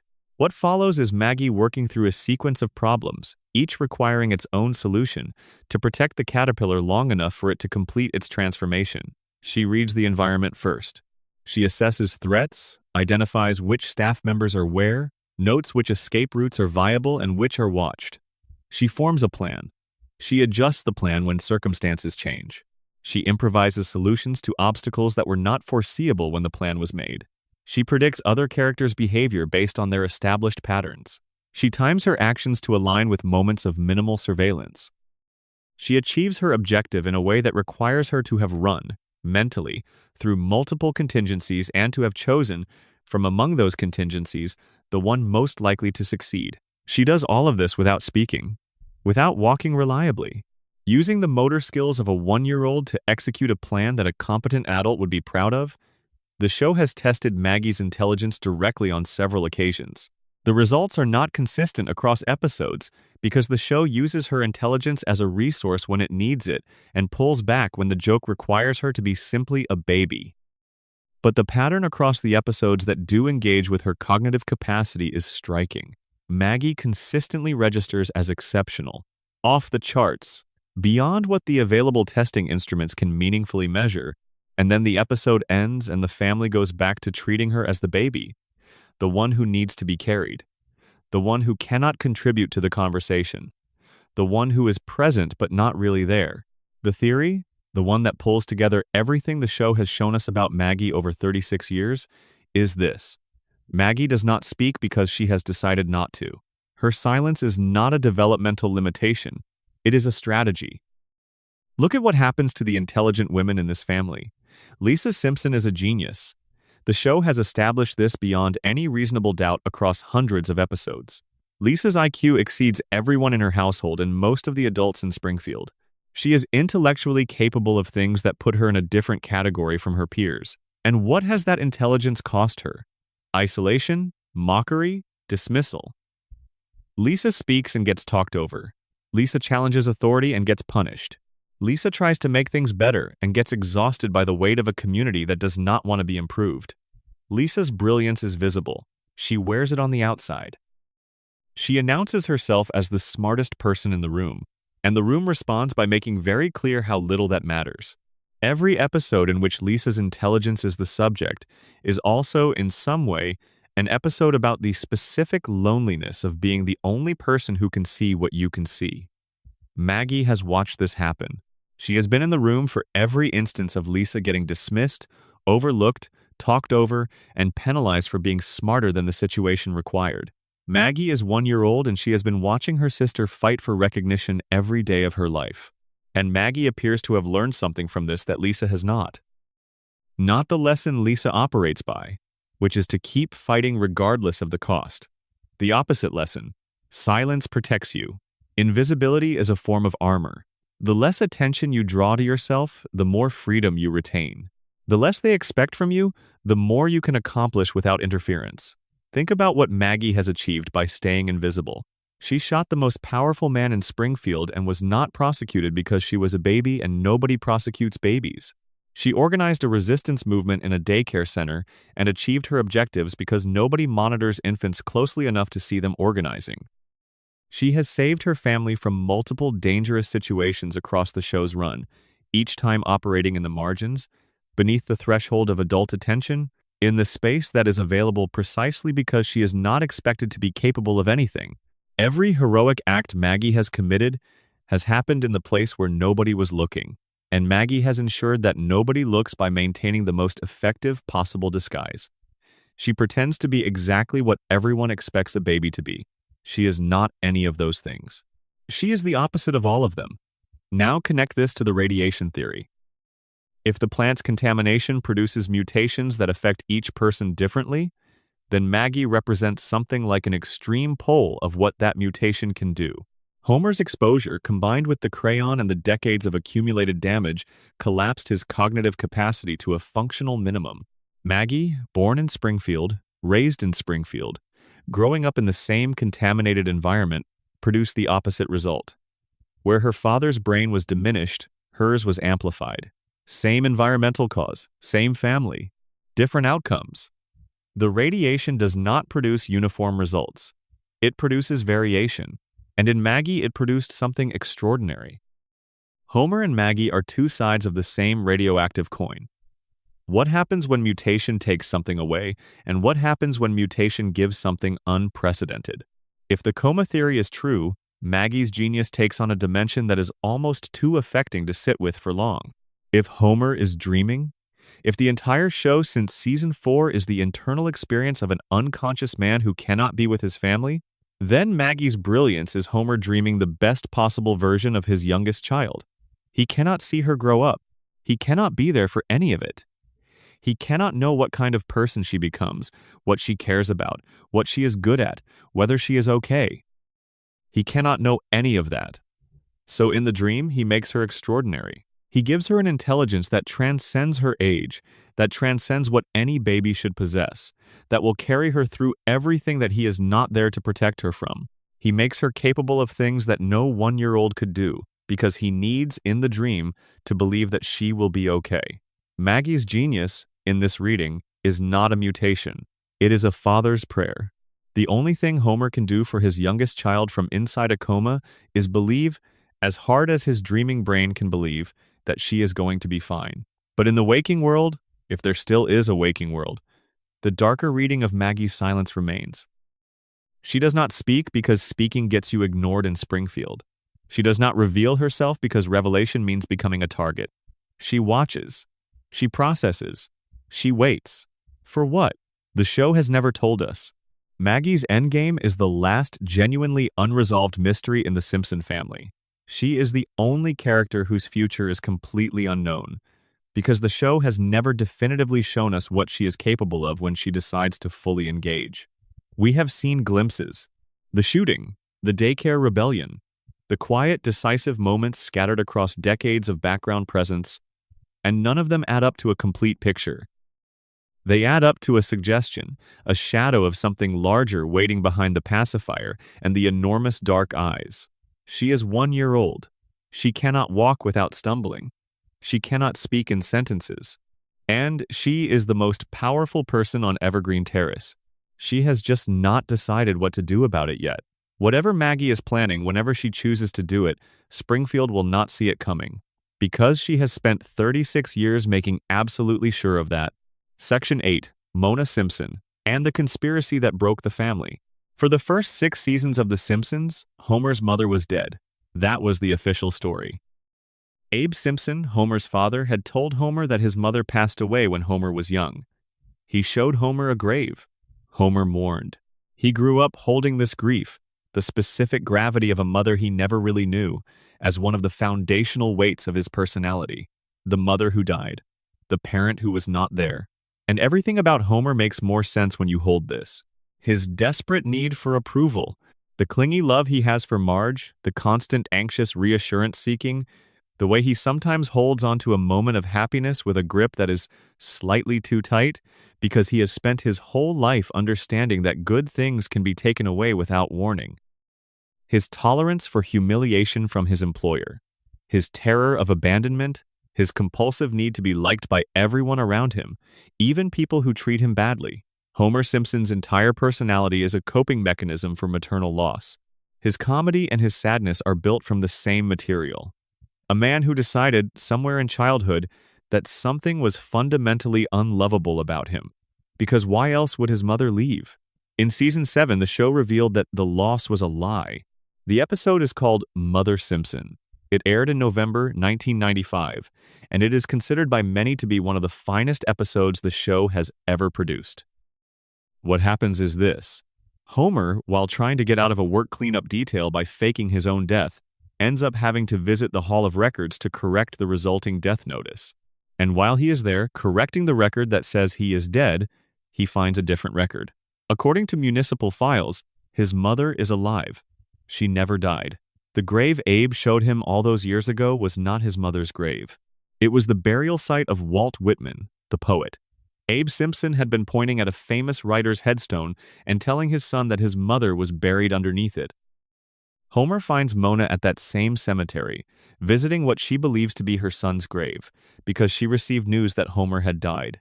They recognize each other slowly, across the distance of 27 years and enormous change. And when they finally stand together, the show does something it rarely allows itself to do with pure emotional honesty. It gives Homer a few minutes with his mother. No joke, no cutaway, no cartoon logic providing a buffer. Just a grown man who thought his mother was dead and a woman who thought she had lost her son, standing in a cemetery next to the wrong headstone, finding each other. And then Mona explains why she left, why she had to leave, why staying would have put Homer and Abe in danger. The story goes back to 1969. Mona Simpson was a housewife. She was married to Abe. She had a young son. The world outside was burning through the upheaval of the late 60s, and it reached her. She was radicalized. She joined a group of activists who had identified a specific target, a biological weapons laboratory owned by Mr. Burns. Think about that. Burns did not just own a nuclear plant with 342 safety violations. He owned a facility designed to produce biological weapons, located in the same town where Homer was growing up. He was manufacturing weaponized pathogens in Springfield. The same Springfield where children played in the schoolyard. The same Springfield whose water already carried the plant's radioactive runoff. Mona and her group broke into the lab. They deployed what the show describes as an antibiotic bomb, destroying the biological agent stored in the facility. During the raid, they accidentally cured the asthma of the facility's security guard, a man named Clancy Wiggum, who would later become Springfield's chief of police. The cure stuck. The germs were destroyed. The raid was successful. And then, as the group fled, Mona made a single mistake. Someone had been knocked down in the chaos and was struggling to get up. She stopped. She helped. And the person she helped was Mr. Burns. He looked up at her. He saw her face. And from that moment, Mona Simpson was a fugitive. Burns reported her to the FBI. The force of his wealth and his political connections, the same infrastructure that keeps him alive and keeps Springfield dependent, turned toward the woman who had destroyed his biological weapons program. She could not go home. She could not contact Abe or Homer. She could not explain anything. She could only go. She kissed Homer while he was sleeping, a child who could not understand the goodbye, and she disappeared. For 27 years, Homer woke up and his mother was gone. Abe told him she was dead. And Homer spent the next 3 decades constructing his personality around a grief that was built on a lie. Now look at the structural relationship between this history and the present of the show. Burns destroyed Mona's life in 1969. 20 years later, Homer takes a job at the nuclear plant. The same plant, working for the man who forced his mother underground, made his father lie to him for his entire childhood and shaped Homer's personality through a grief that never needed to happen. Homer does not know this. He cannot connect these dots. His brain does not work that way. And this is where the conspiracy theory embedded in the Mona storyline becomes something genuinely dark. Burns did not just ruin Mona's life. The theory says he engineered Homer's, a child who grows up believing his mother abandoned him or died when he was young, who internalizes this loss as a reflection of his own unworthiness, who spends his whole life trying to earn love from a world that he fundamentally believes is likely to withhold it, grows up into a particular kind of adult. He grows up desperate for approval, incapable of challenging authority, terrified of the consequences of stepping out of line, because stepping out of line has always felt, at the deepest level, like the thing that makes people leave. He grows up into the perfect employee for a man who needs a safety inspector who will not do his job. Homer's psychological profile is not incidental to his employment at the nuclear plant. It is the prerequisite for it. A man with a functioning sense of self-worth would have reported the violations long ago. A man who was not haunted by the fear of abandonment would have walked out when Burns failed to remember his name for the 15th time. A man whose mother had stayed, who had grown up with a stable sense of his own value, might have become the articulate, intelligent person we glimpse briefly in the crayon removal episode, the person who looks at Springfield and sees it clearly and cannot unsee what he sees. Burns ensured that person never fully existed. By driving Mona away when Homer was a child, he guaranteed that Homer would grow up damaged in precisely the ways that made him useful. Compliant, grateful for the job, unable to leave, unable to fight. The show confirms this connection in a later reveal. Burns and Abe Simpson struck a deal. Burns had committed some crime, and Abe had discovered it. In exchange for Abe's silence, Burns guaranteed Homer's employment at the plant, regardless of his performance, regardless of his violations, regardless of how many times he should have been fired.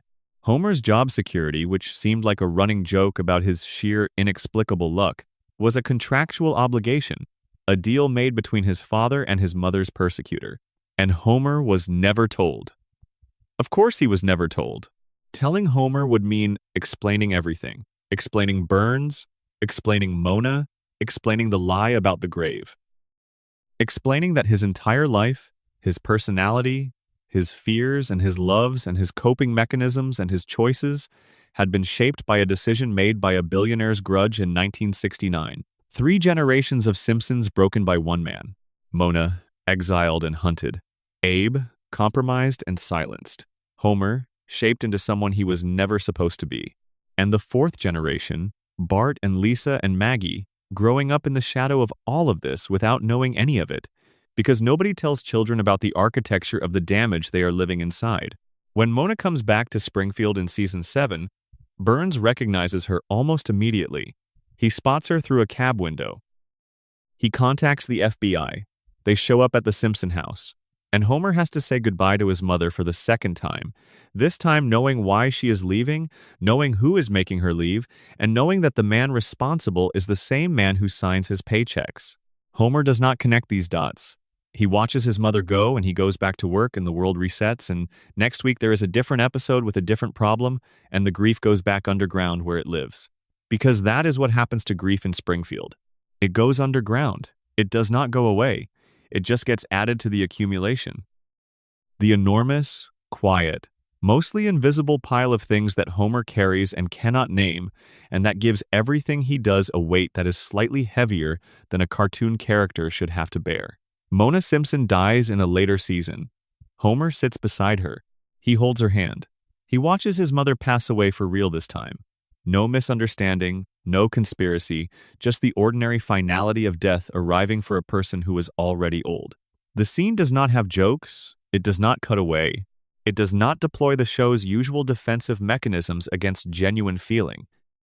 It just shows you a man losing his mother, which he had already done once in childhood, and which he is now doing again, this time with full knowledge and full presence and full grief. The Simpsons is a comedy. This is never disputed. But the Mona storyline is not comedy. It is the show allowing itself, briefly and without apology, to be a tragedy. A story about what one man's power and one town's complicity can do to an ordinary family over 3 generations. Mona fought and was exiled. Abe made a deal and was silenced. Homer inherited the consequences and cannot see the pattern. Burns won. Burns always wins. Because in Springfield, the man with the money writes the rules. And the rules say the broken man keeps his job, the exile keeps running, and the graves keep pointing at the wrong names. Homer was broken before he ever clocked in. And the machine that broke him is still running. Out on the edge of town, under the cracked cooling towers, leaking its invisible product into the same water that flows through his kitchen tap and fills his coffee cup every morning as he gets ready for another day at the plant. Section 9. The Floating Timeline and the Prison of the Present. Here is the number again. Bart Simpson was 10 years old in December of 1989. He is 10 years old now. Lisa was 8, Maggie was 1, Homer and Marge were somewhere in their mid-30s. 36 years have passed. 0 years have passed in Springfield. We have talked about this before, at the beginning of tonight's journey through the town, and we have returned to it again through the lens of several different theories. The radiation theory says the aging freeze is a biological symptom. The coma theory says it is a function of Homer's frozen mind. The collective denial theory says it is a town choosing, deliberately and continuously, to ignore the passage of time. And the Burns immortality theory says at least one Springfield resident has already demonstrated that aging is negotiable in this universe, which means the concept of time's ordinary operation is already compromised. All of these theories arrive at the same place from different directions. Time does not work normally in Springfield. Something has broken the usual mechanism. But there is a dimension to the floating timeline that none of the theories quite capture, and it is worth sitting with on its own terms before we bring everything together. The floating timeline has been creating contradictions in the show for 36 years. Not small ones, large, structural ones that become more visible the longer the show runs. Homer and Marge's backstory is the clearest example. When the show began, their history was grounded in the late 70s and early 80s. They met in high school. Their courtship was set in a specific era, complete with that era's music and fashion and cultural atmosphere. Their formative years made sense for people in their mid-30s in the late 1980s. Disco, Watergate, the energy crisis, the specific texture of American working-class life in the decade of Carter and early Reagan, but the floating timeline dragged the present forward. If Homer and Marge are still in their mid-30s in 2025, then they did not grow up in the 1970s. They grew up sometime in the late 1990s or the early 2000s. Their high school experience was not defined by Watergate and disco. It was defined by the internet, MySpace, early YouTube, the specific cultural atmosphere of a completely different era. The show has addressed this by rewriting their backstory multiple times. Homer and Marge's origin story has been retold in flashback episodes at least 4 times over the show's run. Each retelling places their formative years in a different decade. In one version, they are vaguely hippie adjacent. In another, they are grunge fans. In another, there are elements that correspond to the early 2000s. The characters remain constant. The love story remains constant.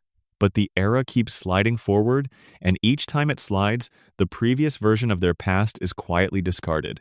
Homer and Marge do not have a fixed history. They have a perpetually revised approximation of a history, updated to maintain the illusion of relevance to the present moment without ever allowing the implications of that update to be examined. Their memories are unstable. Their origin story is a draft, and they are not aware of this. Because awareness would require noticing that something keeps changing in the background of their own biography, and noticing things that change in the background of Springfield's reality is not something Springfield encourages. Think about the flash-forward episodes. The show has, across its run, visited future versions of Springfield and the Simpson family several times. Lisa's wedding from season 6 is the most famous example. The show flashes forward to Lisa as a young adult woman, 23 years old, living in a future that is detailed and specific and emotionally rich. She is getting married. She has become the person the show always implied she might become.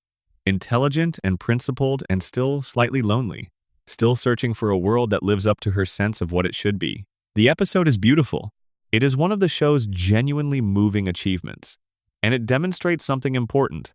The Simpsons can imagine its characters aging. It can tell those stories.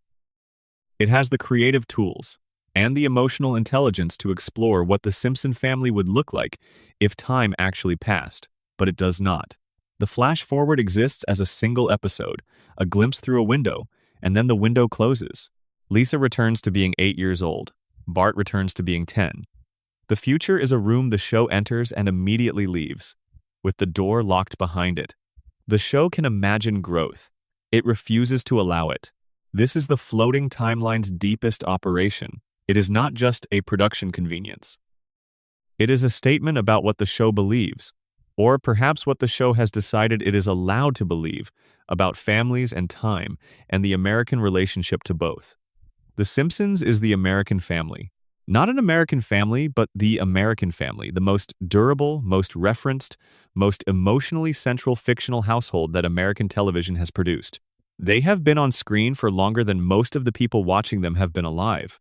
They have become embedded in the culture in ways that make them feel less like characters in a show and more like figures in the collective imagination.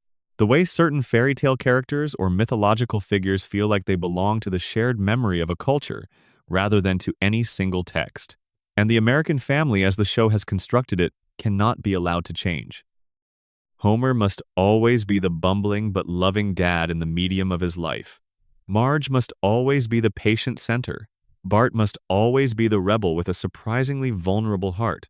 Lisa must always be the idealist who has not yet been fully worn down by the gap between what the world is and what she knows it should be. Maggie must always be the silent mystery, the wild card, the one whose potential is still unspent. The moment this family ages, the moment Bart graduates from college and Lisa moves away and Maggie starts talking and Homer retires and Marge is left in a house that is suddenly too quiet, the show stops being a comedy. It becomes an elegy. It becomes the story of a family that ran out of time.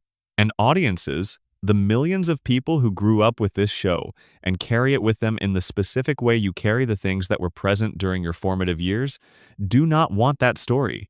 Or, more precisely, they want it and do not want it at the same time. They want to know that the family made it through. They want the assurance that everything worked out. But they do not want to be present for the aging itself, because the aging of the Simpson family is a mirror for their own aging, and that mirror is uncomfortable to look into directly. The floating timeline is the show's way of holding that tension. Springfield is frozen because we froze it. The characters do not age because we need them not to age. Every time we watch, every time we laugh at a joke from an episode that aired before most of us could read, we are choosing, collectively, the same choice that Springfield makes every week. We are choosing to stay in the present. We are choosing not to let time pass. The loop is not a prison imposed on the characters. It is one we built. And every Sunday night when we tune in, we tighten it a little more. We make it slightly harder for Bart to turn 11. We ensure that Lisa stays 8. We keep Maggie in her onesie, and Homer in his car, and Marge at the kitchen counter, and all of them, exactly where we need them to be. Because if the timeline stops floating and starts landing, if the family ages and the show ends, and the loop finally breaks open into something new and irreversible, then we have to admit that we are different people than we were when the show began. We have to admit that the couch we sat on as children, watching the opening credits for the first time, is gone now, or in someone else's house, or in a landfill somewhere. And as long as The Simpsons is running, as long as Bart is still 10, and Homer is still stumbling through the door, and the couch gag is still playing, we do not have to admit any of that. We can go home to Evergreen Terrace one more time. We can have one more Sunday night. We can stay in the place that does not change, with the family that does not age, in the town that was frozen in time for us and by us, and will stay frozen for as long as we keep watching. The floating timeline is the show's thesis, stated not in dialogue but in the simple, continuous fact of its own existence. Springfield is frozen because we need it to be frozen. Because some version of home needs to stay constant while everything else changes.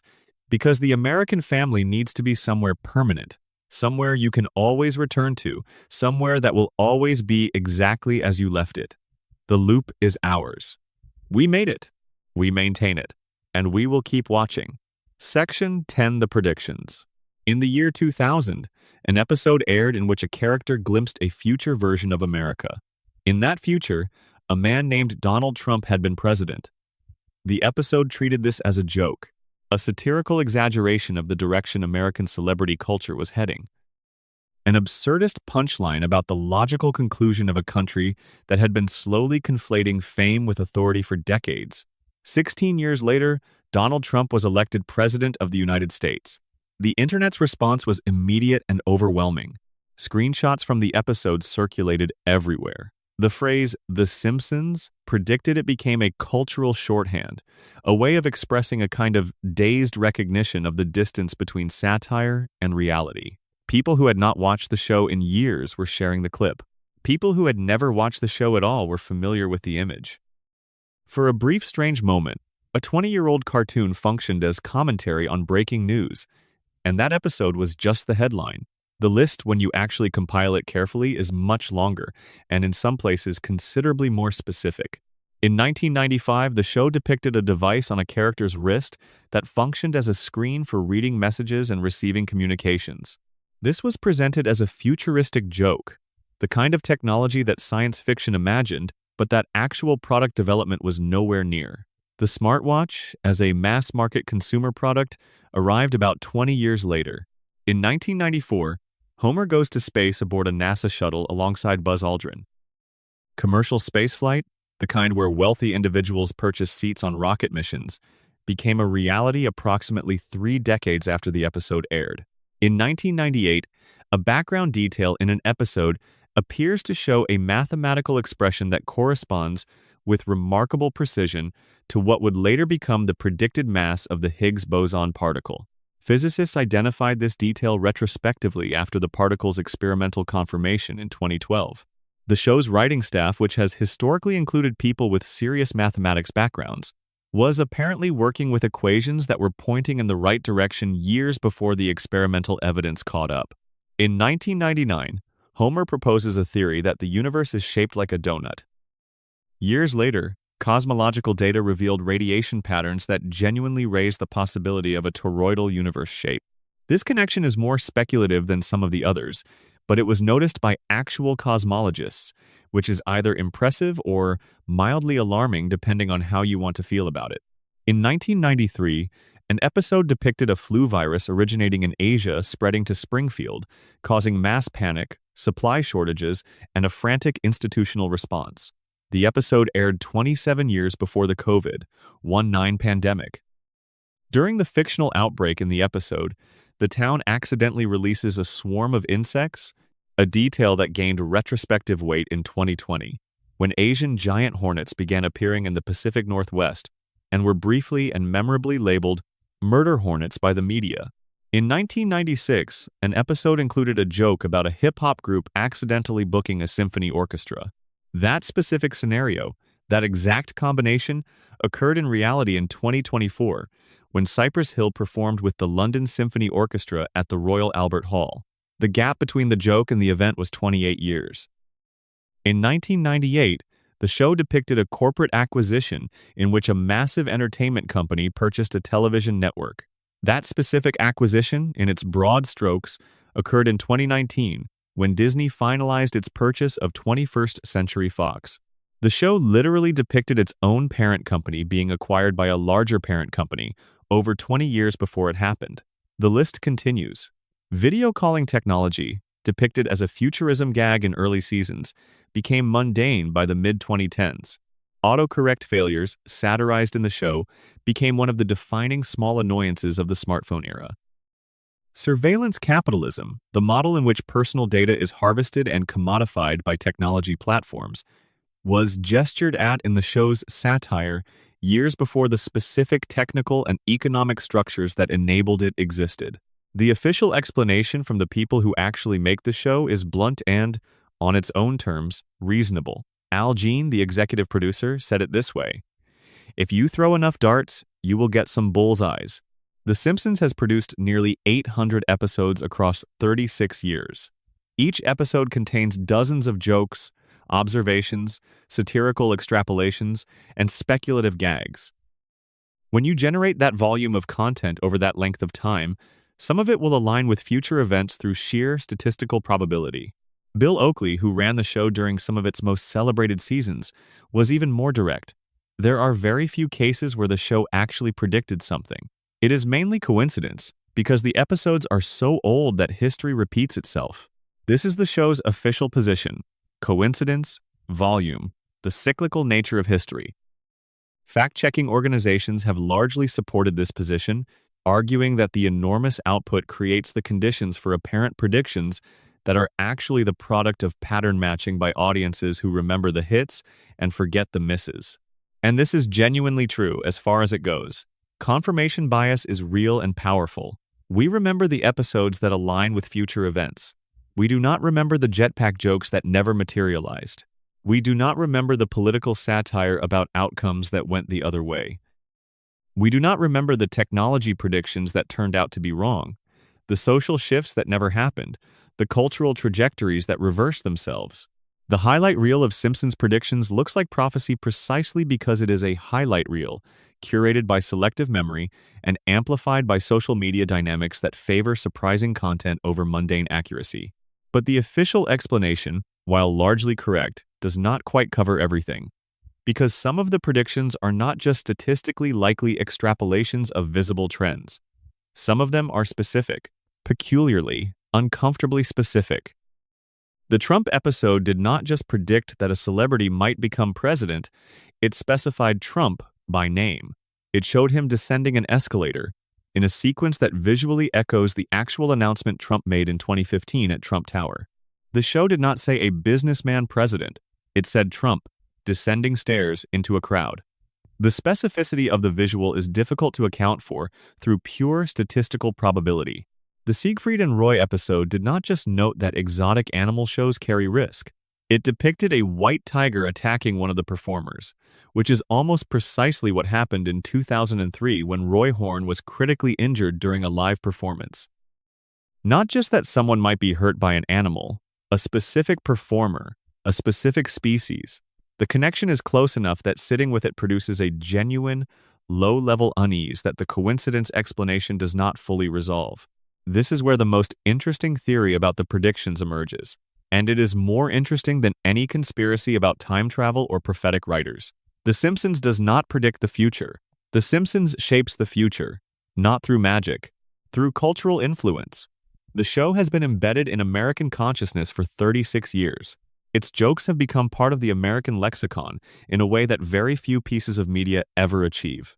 Its observations have shaped how millions of people think about their culture, their politics, their institutions, their relationship to authority and wealth and celebrity and democracy. The show has not just commented on America for 3.5 decades. In some meaningful sense, it has been part of what America is made of. When The Simpsons makes a joke about a Trump presidency in the year 2000, that joke enters the cultural bloodstream. Millions of people see it. It becomes a reference point. It becomes something people think about when they see Trump on the news, something they say at parties, something that makes the idea feel familiar rather than foreign. The joke does not predict the Trump presidency. The joke makes a Trump presidency feel, at some subconscious level, like something that was always coming. It makes it feel like a known quantity, an inevitable punchline. And when the punchline arrives, when reality catches up to the satire, it does not feel like prediction. It feels like recognition. We have seen this before. We knew this was coming. The Simpsons already told us. The show's satire normalizes the futures it depicts. It takes trends that are already in motion and presents them as accomplished facts, as things that have already happened in a slightly different register of reality. When those trends materialize in the actual world, the audience experiences something that feels like déjà vu. Not because they predicted the future, because they were already living with an imaginative version of it. Springfield does not reflect America. Over 36 years, America has gradually come to resemble Springfield. The nuclear power plant run by a man who is too wealthy to be accountable. The safety violations that everyone knows about and nobody addresses. The worker who keeps his job not because he is competent but because he is compliant. The population too economically dependent on the source of its contamination to challenge it. The billionaire who cannot remember the names of the people who work for him. The town that resets after each disaster. The community that votes to make the truth inconvenient. The Simpsons did not predict this as a future. It identified it as a present. The show just wrote it down first. And the world, watching its own reflection in a cartoon for 36 years, eventually grew into the image. Here is the final piece of the predictions puzzle, and it is the one that sits with you after everything else has been explained. The Simpsons has also made thousands of jokes that have not come true. Predictions that failed. Satire that the world did not follow. Technological forecasts that went in a different direction. Political outcomes that did not materialize. Cultural shifts that reversed themselves. Nobody screenshots those. Nobody builds theories around the failed predictions. Because confirmation bias is not just about remembering the hits. It is about how powerfully the hits feel when you find them, that shock of recognition, that slight chill at the back of the neck, that moment when the cartoon and the real world align perfectly and you think, they knew. They did not know. They wrote enough possible futures that some of them were guaranteed to come true, and the ones that came true are the only ones anyone remembers. But here is what is genuinely remarkable about this, even after you understand the mechanism. Even knowing exactly how the trick works, even knowing about confirmation bias and volume and the cyclical nature of history, it is still impressive to watch. 800 episodes, 36 years. Thousands of satirical observations about the trajectory of a culture, and enough bullseyes to make even the show's own writers occasionally pause and wonder if they are working with something they do not fully understand. The predictions are not supernatural. They are the natural result of extremely intelligent people observing a culture very carefully for a very long time. But they are also something else. They are evidence of what happens when you pay close enough attention to the world around you, when you follow the implications of what you see rather than looking away, when you push the current moment forward a few steps and ask what it becomes. The Simpsons writing room has been doing that work for 36 years, and the world has been, slowly and imperfectly, fulfilling the forecasts. Which raises a question worth holding as we move toward the end of tonight's journey. If the show has been consistently right about the large-scale trajectories of American culture, what does it suggest about the trajectories it is still describing? The ones that have not yet caught up to the satire? The futures that are still gestating in the gap between the cartoon and the real? Springfield is still there. The cooling towers are still cracking. The fish are still three-eyed.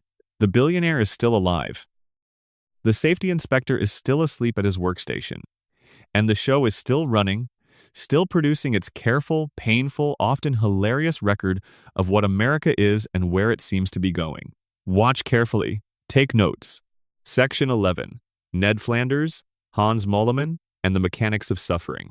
Let us talk about Hans Moleman. If you have watched the show for any length of time, you know him. He is tiny. He is very old, or at least appears to be very old. He is nearly blind. He wears thick glasses that seem to make the visual world more confusing for him rather than less. He appears in the background of Springfield scenes as a kind of ambient presence, easily overlooked, easily forgotten, the kind of character who exists in the negative space of the show's larger stories. He also dies constantly, not in the Halloween specials, not in dream sequences. In regular canonical episodes of The Simpsons, Hans Moleman is struck by cars, crushed under falling objects, buried alive, incinerated, attacked by animals, and subjected to forms of physical harm that the show documents with remarkable specificity and then simply moves past. He dies and then he appears in the next episode, alive again, with no explanation offered, no continuity addressed, no acknowledgement that anything unusual has occurred. He just shows up, ready to die again.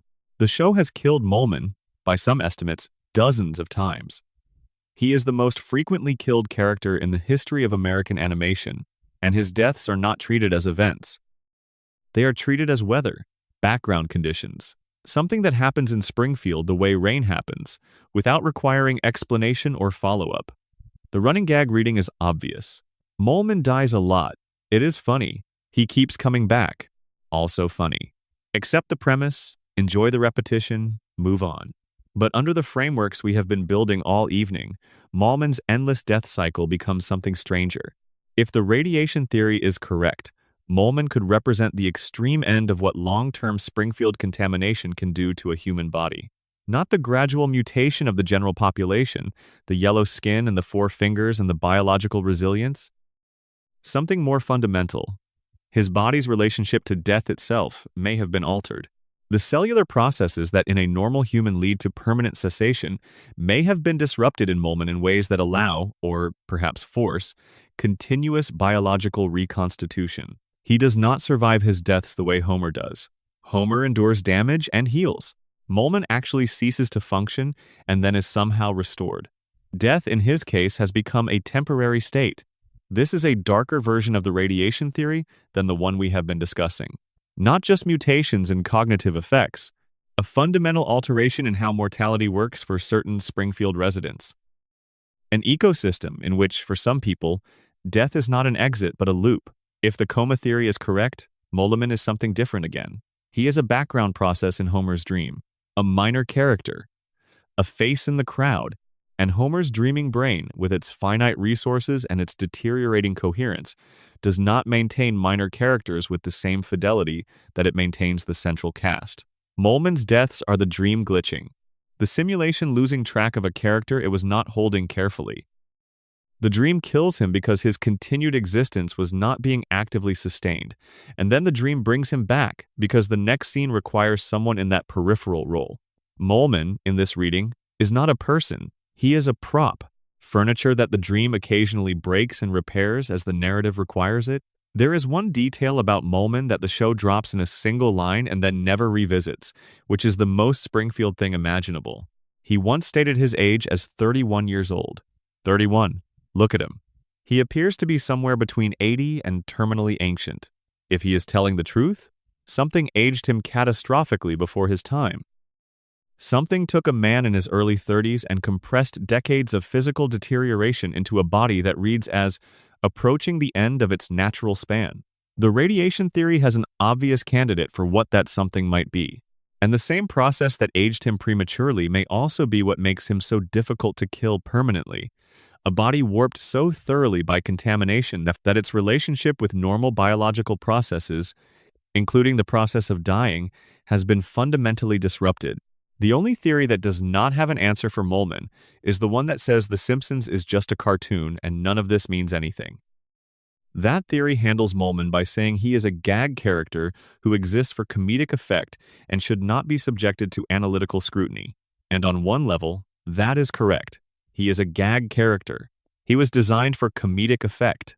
Analyzing him seriously is, in some obvious sense, a category error. But Springfield has always been a place where the gag and the genuinely strange coexist, where the thing that is presented as a joke contains something that rewards closer looking, where the background details, the bones in the basement, the empty holster, the glowing billionaire in the woods, mean more than the show explicitly claims they mean. Molman's repeated death and return is in this tradition. It is presented as a gag, but it is also a data point in a larger pattern. Springfield is a place where things that should be permanent are not, where the expected consequences of events do not fully materialize, where the rules that govern the rest of the world apply inconsistently or not at all. Molman is just the most extreme and most visible expression of that pattern. He is Springfield's relationship with mortality made literal and comedic. Now let us talk about Ned Flanders. Ned is, by every objective measure that the show has established, a better person than Homer Simpson. He is kinder. He is more generous. He is more patient, more forgiving, more conscientious, more consistent in his values, more reliable as a friend and a neighbor and a parent. He has devoted his life to his faith, his family, and his community. He asks very little for himself. He gives a great deal to the people around him, including the people who take more from him than they give back, which is essentially everyone in Springfield but most acutely Homer. And the show punishes him for it, consistently.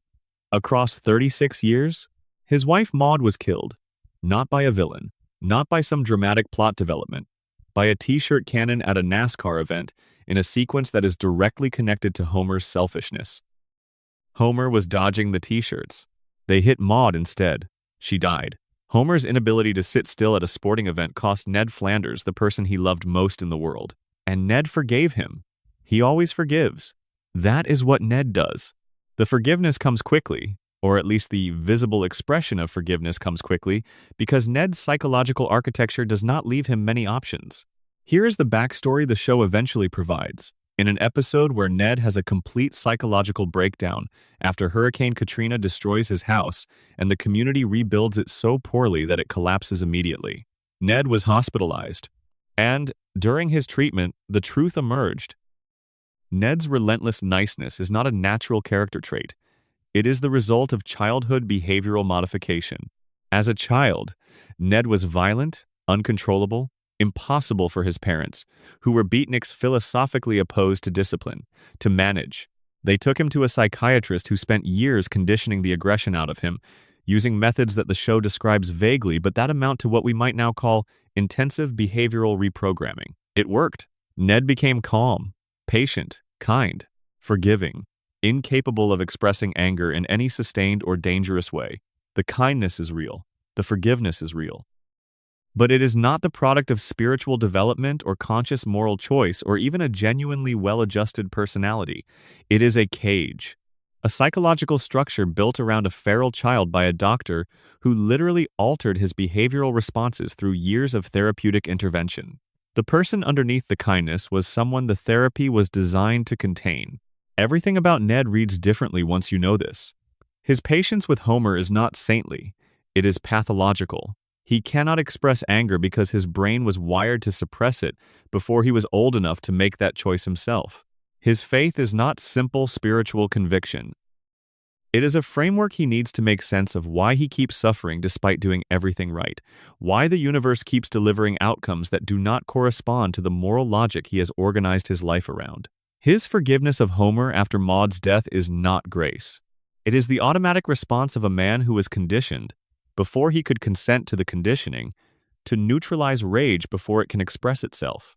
And the God question, the one the show raises and then does not answer, is perhaps the most devastating element of the Ned theory.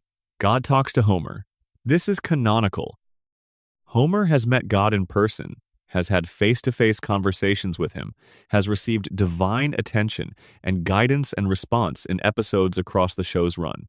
Homer, the man who falls asleep in church, who cannot remember the basic tenets of his own faith, who treats religion as a negotiating framework for getting what he wants in the short term, and then ignoring when it becomes inconvenient. Homer gets divine conversation. Ned prays every day. He has structured his entire life around his relationship with God. He has made sacrifices, maintained his faith through losses and disasters and injustices that would break most people's belief, and continued showing up, continued trusting, continued offering the kind of consistent, faithful engagement that spiritual traditions describe as the highest form of devotion. God does not answer Ned. God does not speak to Ned. The devout man who has given everything gets silence. The drunk who falls asleep during the sermon gets a face-to-face. The show is making a statement here. It is saying something about how the universe of Springfield is organized, about what kinds of behavior get rewarded and what kinds get ignored. Homer is rewarded because Homer is loud. Homer demands things. Homer shows up and makes himself impossible to ignore. His faith, such as it is aggressive and immediate and personal. He treats God like a customer service representative and somehow gets through. Ned waits. Ned follows the protocols. Ned does everything the tradition says to do and trusts that the response will come through the proper channels. The proper channels stay silent.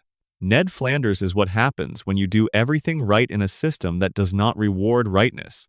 Not because the system is actively hostile to goodness, but because the system is organized around different values: visibility, noise, the ability to demand rather than request, the willingness to take rather than wait.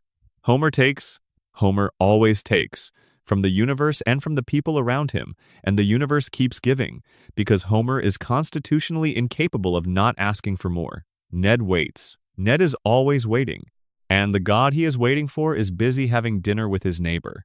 Homer and Ned have lived next door to each other for 36 years. They have navigated their profoundly asymmetrical relationship across hundreds of episodes, and the gap between them, the gap between the man who does everything wrong and gets away with it, and the man who does everything right and gets nothing for it, has never closed. It was not supposed to close.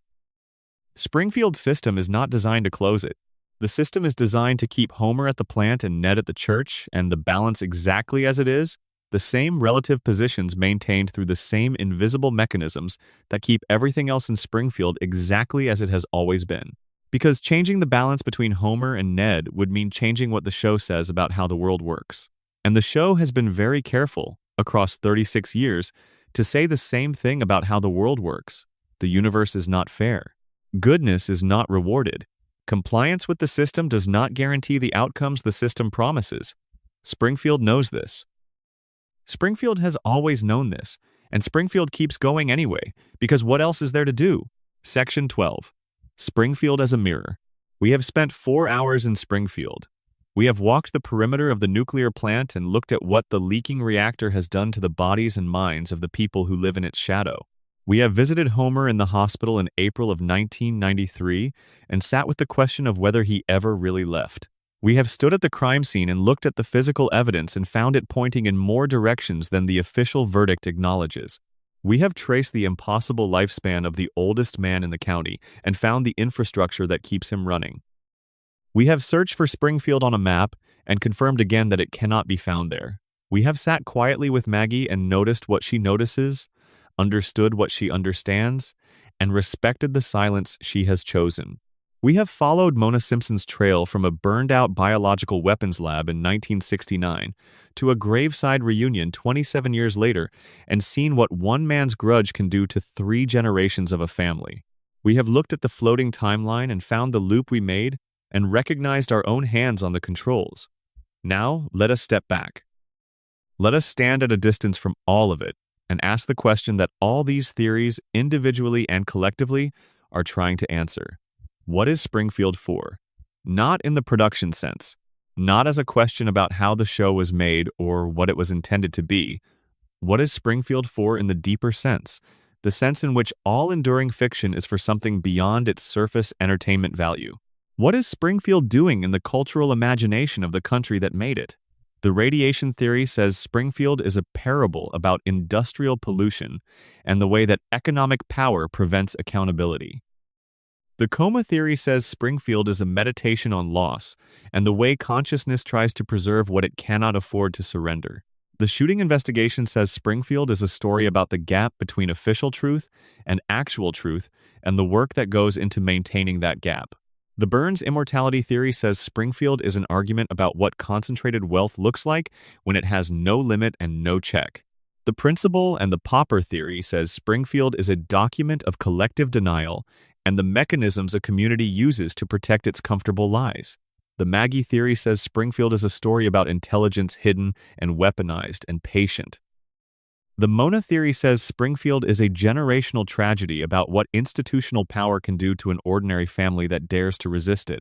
The prediction theory says Springfield is a satire that became a forecast because the satirist was paying closer attention than anyone realized. All of these things are true simultaneously. The Simpsons contains all of them. It always has. The genius of the show, the reason it has survived 36 years and nearly 800 episodes, and the departure of key creative figures and the natural entropy of any long-running institution, is that it is capacious enough to hold all of these readings at once without any of them canceling the others out. But underneath all the theories, underneath the radiation and the coma and the mystery and the conspiracy, there is something simpler that has kept this show alive longer than anyone thought possible. The Simpsons is a story about a family that should not work, but does. Homer should not be married to Marge. By every conventional measure of compatibility, they are wrong for each other.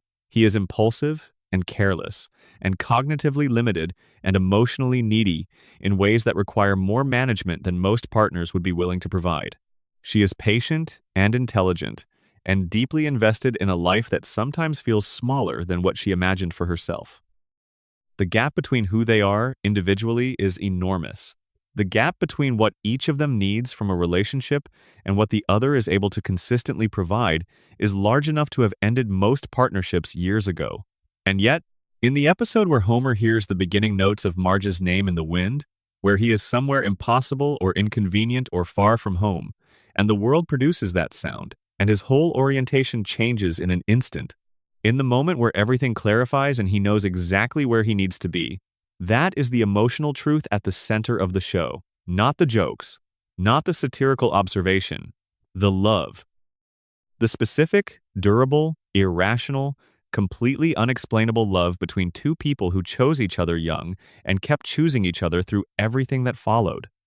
The Simpsons is about that love, about what it means to build a life with someone and to keep choosing them across the weight of ordinary time, about what it costs and what it gives back, about the children who arrive and require everything you have and grow in directions you could not have predicted and leave marks on you that you carry for the rest of your life, whether they are present or absent. About the specific texture of a family that is neither particularly functional nor particularly dysfunctional, that is just human, with all the mess and the warmth and the failure and the persistence that human families contain. Springfield is large enough to hold a nuclear conspiracy and a coma dream and an unsolved murder mystery and an immortal billionaire. But it is also just large enough to hold a woman standing at a kitchen counter with a worried expression, and a man coming through the door, and a boy on a skateboard, and a girl with a saxophone and a baby watching from the corner with eyes that see everything and say nothing. That is the show. That is all of it. The theories are beautiful because they are ways of paying close attention to something that rewards close attention. They are ways of saying that this ordinary cartoon family, this yellow-skinned impossible family in their impossible town, deserves the same scrutiny and care that we give to things we consider serious literature or serious art. They are ways of saying that The Simpsons has been telling a real story, a genuine and complex and sometimes heartbreaking story, inside all the jokes and the gags and the celebrity cameos and the tonal shifts and the continuity errors. And maybe the biggest secret about The Simpsons, the one that all the other secrets point toward, is this. The show has always known exactly what it was doing. The radiation and the coma and the conspiracy and the denial and the frozen timeline are not accidents or oversights. They are the architecture. They are the system that makes a family sitcom also a meditation on memory and loss and power and time and the particular kind of love that refuses to end even when every rational argument says it should. Homer and Marge chose each other, and they keep choosing each other. In the dream, or in the contamination zone, or in the show's floating perpetual present, or in whatever reality Springfield actually occupies, they keep choosing each other, every episode, every reset. Every new season that begins with the same family, on the same couch, in the same house, they are still there. They will always be there. Because letting them go means admitting that the thing they represent, the messy, imperfect, indestructible human determination to keep a family together through everything, is temporary. And we are not ready to admit that yet. Maybe we never will be. Springfield is still there. The lights are on in the house on Evergreen Terrace. Marge is in the kitchen. Bart is somewhere he is not supposed to be. Lisa is playing her saxophone, a sound that carries across the neighborhood in the late evening and tells everyone within earshot that something in this house is reaching for something beautiful. Maggie is watching from the corner, and Homer is coming through the door, tired and slightly dented by the day, smelling faintly of whatever the plant releases into the air, looking for the thing he always looks for and always, somehow, finds. His family. Right where he left them, right where they will always be. Close your eyes, let the neighborhood settle around you.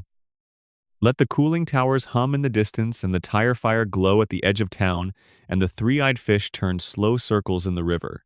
Let Springfield be what it is, strange and broken and contaminated and conspired against and preserved in amber and dreamed into existence and chosen every single episode, every single week, for 36 years running. Let it carry you for a while. There is no rush. Springfield is not going anywhere, and when you wake up, it will still be there. It always is. That is the whole point. Good night, Springfield. Thank you for spending 4 hours in Springfield. If this found you tonight, drop your time and location in the comments. There are more of us awake with these questions than you might think. And if you want to keep exploring, the subscribe button is there whenever you are ready. Expanded sections, additional depth, and narration. Section 2. The radiation theory continued. There is a moment in the early seasons of the show, one of those small details that the camera lingers on for half a second and then leaves behind, where we see a worker at the nuclear plant eating his lunch in the break room. He is sitting at a table. He has a sandwich. He has a thermos of coffee. He looks tired. He looks like every middle-aged man who ever worked a job that asked more from his body than from his mind, who has made peace with the particular exhaustion of work that does not engage him but that pays well enough to keep the family fed. His hand, as he lifts the sandwich to his mouth, passes through a shaft of light coming through a window. And in that light, for just a moment, you can see the faint green tint on his skin. The same tint that the show has always used as a visual shorthand for radiation exposure. The same color that Burns' body emits after his weekly treatment. The show does not comment on this. The character does not notice. He eats his sandwich. The scene moves on.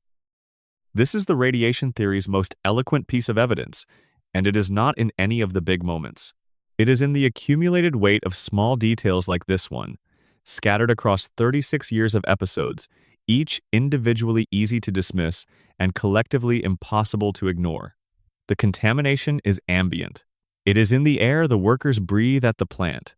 It is in the water that flows from the river downstream of the facility's waste outlets. It is in the soil where Springfield residents grow their vegetables and where children dig holes and make mud pies. It is in the food chain, in the three-eyed fish and whatever other mutations Blinky represents among Springfield's wildlife population. It is everywhere. It has always been everywhere. And the people of Springfield have been living inside it for so long that they cannot recognize it as a condition. It is just the air. It is just the water. It is just how things are. This is actually the most disturbing aspect of chronic environmental contamination in the real world. It does not announce itself. It does not present as a dramatic event, a moment of crisis, something that demands immediate response. It works slowly, quietly, across generations. The first generation of exposure may show effects that are easy to attribute to other causes. The second generation shows effects that feel familiar, continuous with the previous generation's experience, nothing new. By the third generation, the contamination is the baseline. It is what normal looks like. The deviation from uncontaminated biology has become the reference point for what people expect a body to be. Springfield has been through this process multiple times over. The plant has been operating in various states of dysfunction and violation for longer than any of the show's main characters have been alive. Homer grew up in Springfield. His body was being shaped by the contamination from birth. Whatever cognitive baseline he has always operated from is not a pure baseline. It has always been modified by his environment. And this creates a philosophical question that the radiation theory has to grapple with. If the contamination is so complete, if the modification is so total, if the Springfield body is so fundamentally different from the uncontaminated human body, at what point does the contamination stop being contamination and start being simply what Springfield humans are? At what point does the mutation become the norm? The theory's implicit answer is that this transition has already happened. The Springfield residents are not sick humans. They are a new kind of human. Their yellow skin and four fingers and bulging eyes and superhuman resilience are not deformities relative to their own biology. They are expressions of their biology. The deviation is from the external standard, from how humans look in the rest of the world. But internally, within the ecosystem of Springfield, they are functioning within what their biology considers normal parameters. This is why they do not seek medical help. Not because they are cognitively too impaired to recognize that something is wrong, though the theory also argues that their cognitive impairment makes recognizing systemic problems more difficult. They do not seek help because nothing feels wrong. Their bodies feel the way bodies have always felt to them. Their children look the way children have always looked. The three-eyed fish is strange, but the river has always produced three-eyed fish, as far as anyone currently living can remember. The baselines have shifted, and shifted completely. and the new baselines feel like truth. Burns understands this. Burns has been watching the baselines shift for over a century. He was in Springfield before any of the major contamination occurred, in a relatively more pristine environment, and he has watched the incremental changes accumulate over decades. He has the benefit of a longer baseline than anyone else in Springfield. He knows what the town looked like before the plant really began to take hold. And he has watched it change, and he has allowed it to change, and he has profited from every stage of the change, and he has done nothing. The German Investors episode is worth returning to in this context, because it illuminates Burns' strategy with particular clarity. When the German buyers take over the plant, they run it with genuine competence for a brief period. They fire Homer.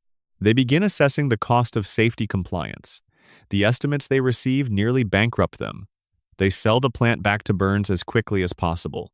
What the episode is showing you, beneath its comedic surface, is the economic logic of the contamination. The violations are not accidental. They are the source of the plant's profitability. A fully compliant facility that properly contained its waste, properly managed its fuel rods, properly maintained its structure, would cost significantly more to operate and would produce significantly less profit for its owner. The violations are a revenue stream. The contamination is how Burns keeps his margins. The German buyers, operating with a rational and ethical business mindset, looked at the actual cost of running the facility correctly and concluded it was not viable. They were right. The plant, run properly, is probably not a profitable investment. The plant, run the way Burns runs it, the way Homer guards it, the way the 342 violations represent a choice rather than an oversight, is enormously profitable. Every dollar of that profit is extracted from the people of Springfield. Every dollar represents something the plant is not doing to protect the environment and the health of the population. The profit is the contamination. They are the same thing. Burns does not profit and also contaminate as a side effect. The contamination is the business model. And the people of Springfield, dependent on the plant for their electricity and for the employment that represents a significant portion of the local economy, are locked into the relationship. They cannot leave it without dismantling the economic infrastructure of their town. They cannot challenge it without threatening their own livelihoods. They cannot acknowledge the contamination without beginning a chain of admissions that ends with the collapse of the only economy they have. So they do not challenge it. They do not acknowledge it. They look at Blinky and they make jokes about the fish and they move on. Because moving on is what you do in Springfield. Because stopping to look at the three-eyed fish means starting to ask questions that lead to places you cannot afford to go. This is the radiation theory's most politically resonant claim. Springfield is not a unique dystopia. Springfield is a description of how environmental contamination works in communities that are economically dependent on the source of their contamination. It is a description that applies, with more or less satirical exaggeration, to real places in the real world. Towns built around industries that pollute. Communities whose economic survival is bound up with the continued operation of the thing that is making them sick. Places where the knowledge of contamination is suppressed not by conspiracy, but by the much more ordinary mechanism of economic necessity. Burns does not need to actively suppress the knowledge. The economic structure of Springfield suppresses it for him. The residents of Springfield are not slaves. They are stakeholders. They own their dependency. They have invested their labor and their lives and their children's futures in the continued operation of the system that is poisoning them. And they cannot afford to acknowledge the poisoning without acknowledging that the investment they have made is in something that is destroying them. That kind of acknowledgement, the kind that requires simultaneously admitting past harm and present dependency and future risk, is the hardest kind of knowledge for a community to hold. Springfield cannot hold it. Springfield will never hold it. And the plant will keep running, and the water will keep carrying what the plant puts in it, and Blinky will keep swimming in the river with his three eyes open, watching everything, watching and seeing what Springfield has decided it cannot afford to see. Section 3. Homer's Coma continued. The question of what Homer actually wants, underneath the comedy and the chaos and the constant external motion of his life, is one of the show's most carefully sustained themes. And the coma theory illuminates it in a way that the show's surface level never quite manages. What does Homer want? He wants a beer. He wants a donut.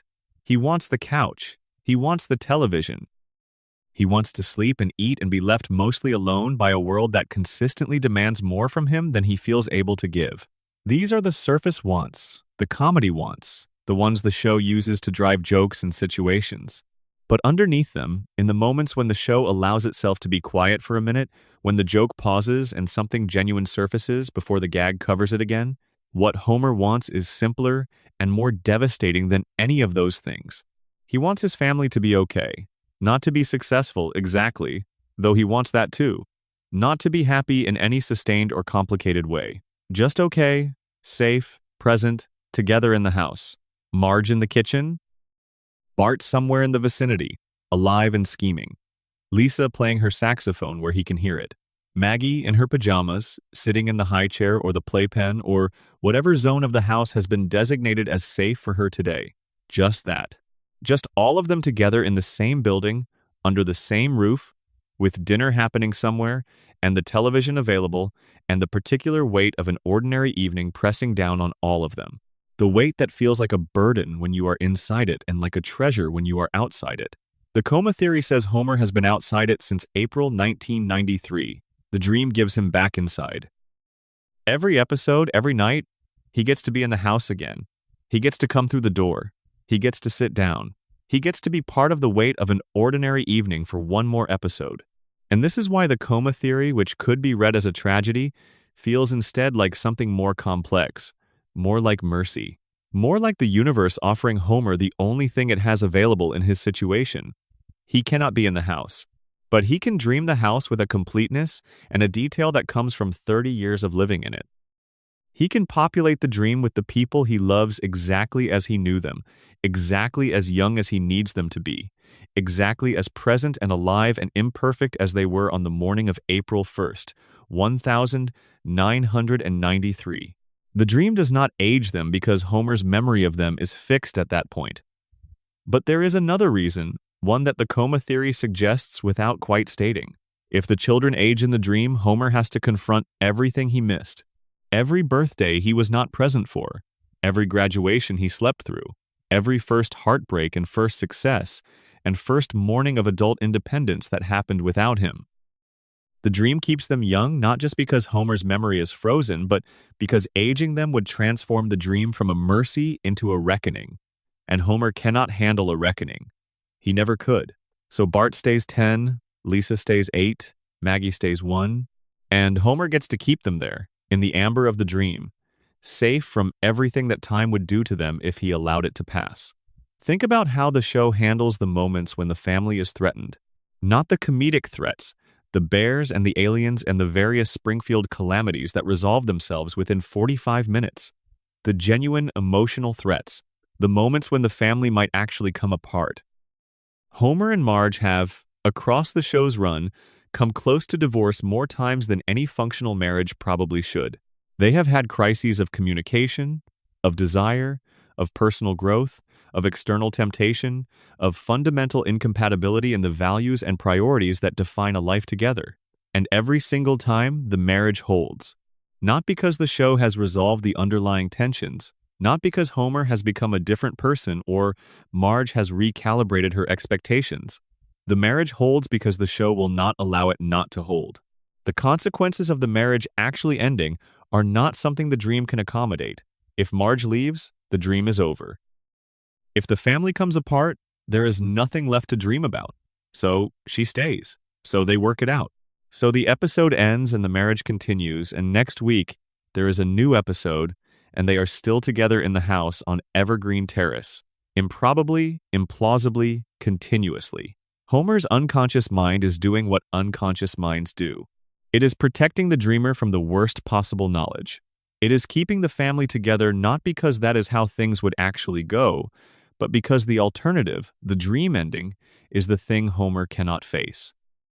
And every time the show ends and the credits roll and we feel the particular warm satisfaction of another episode concluded with the family intact, we are feeling what Homer feels in the deepest available part of his sleeping mind. Safe, okay, still there. Still there. Section 5, The Immortality of Mr. Burns, continued.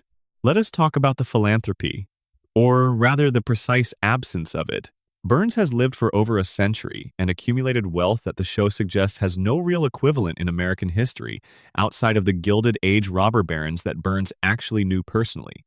He has more money than he can meaningfully spend. He has more money than his medical treatments require. He has more money than his operational costs consume. He has, by any reasonable accounting, a surplus of resources that could, if redirected, do an enormous amount of good in Springfield. He does not redirect it. This is not portrayed as unusual in Springfield. Nobody looks at Burns's wealth and asks why he does not contribute more to the community he has built his fortune on. Nobody holds a fundraiser outside the plant demanding that he donate to the elementary school he helped defund. The expectation does not exist. The conversation does not happen. And this is, in its quiet way, one of the most disturbing things about Springfield. The acceptance of Burns's hoarding is so complete that it does not even register as an injustice. It registers as simply how things are. The rich man has money. The rest of the town does not. This is the natural order. This has always been the natural order. Why would anyone expect it to be different? The show never challenges this directly. It satirizes Burns's greed regularly and with genuine wit. But the satire is affectionate in a way that prevents it from being genuinely radical. Burns is funny. His greed is funny. His schemes are funny. His physical fragility is funny. His inability to understand basic things about the lives of ordinary people is funny. The show makes you laugh at him, and in the process makes him easier to accommodate, easier to accept as part of the Springfield furniture rather than as the central source of the town's dysfunction.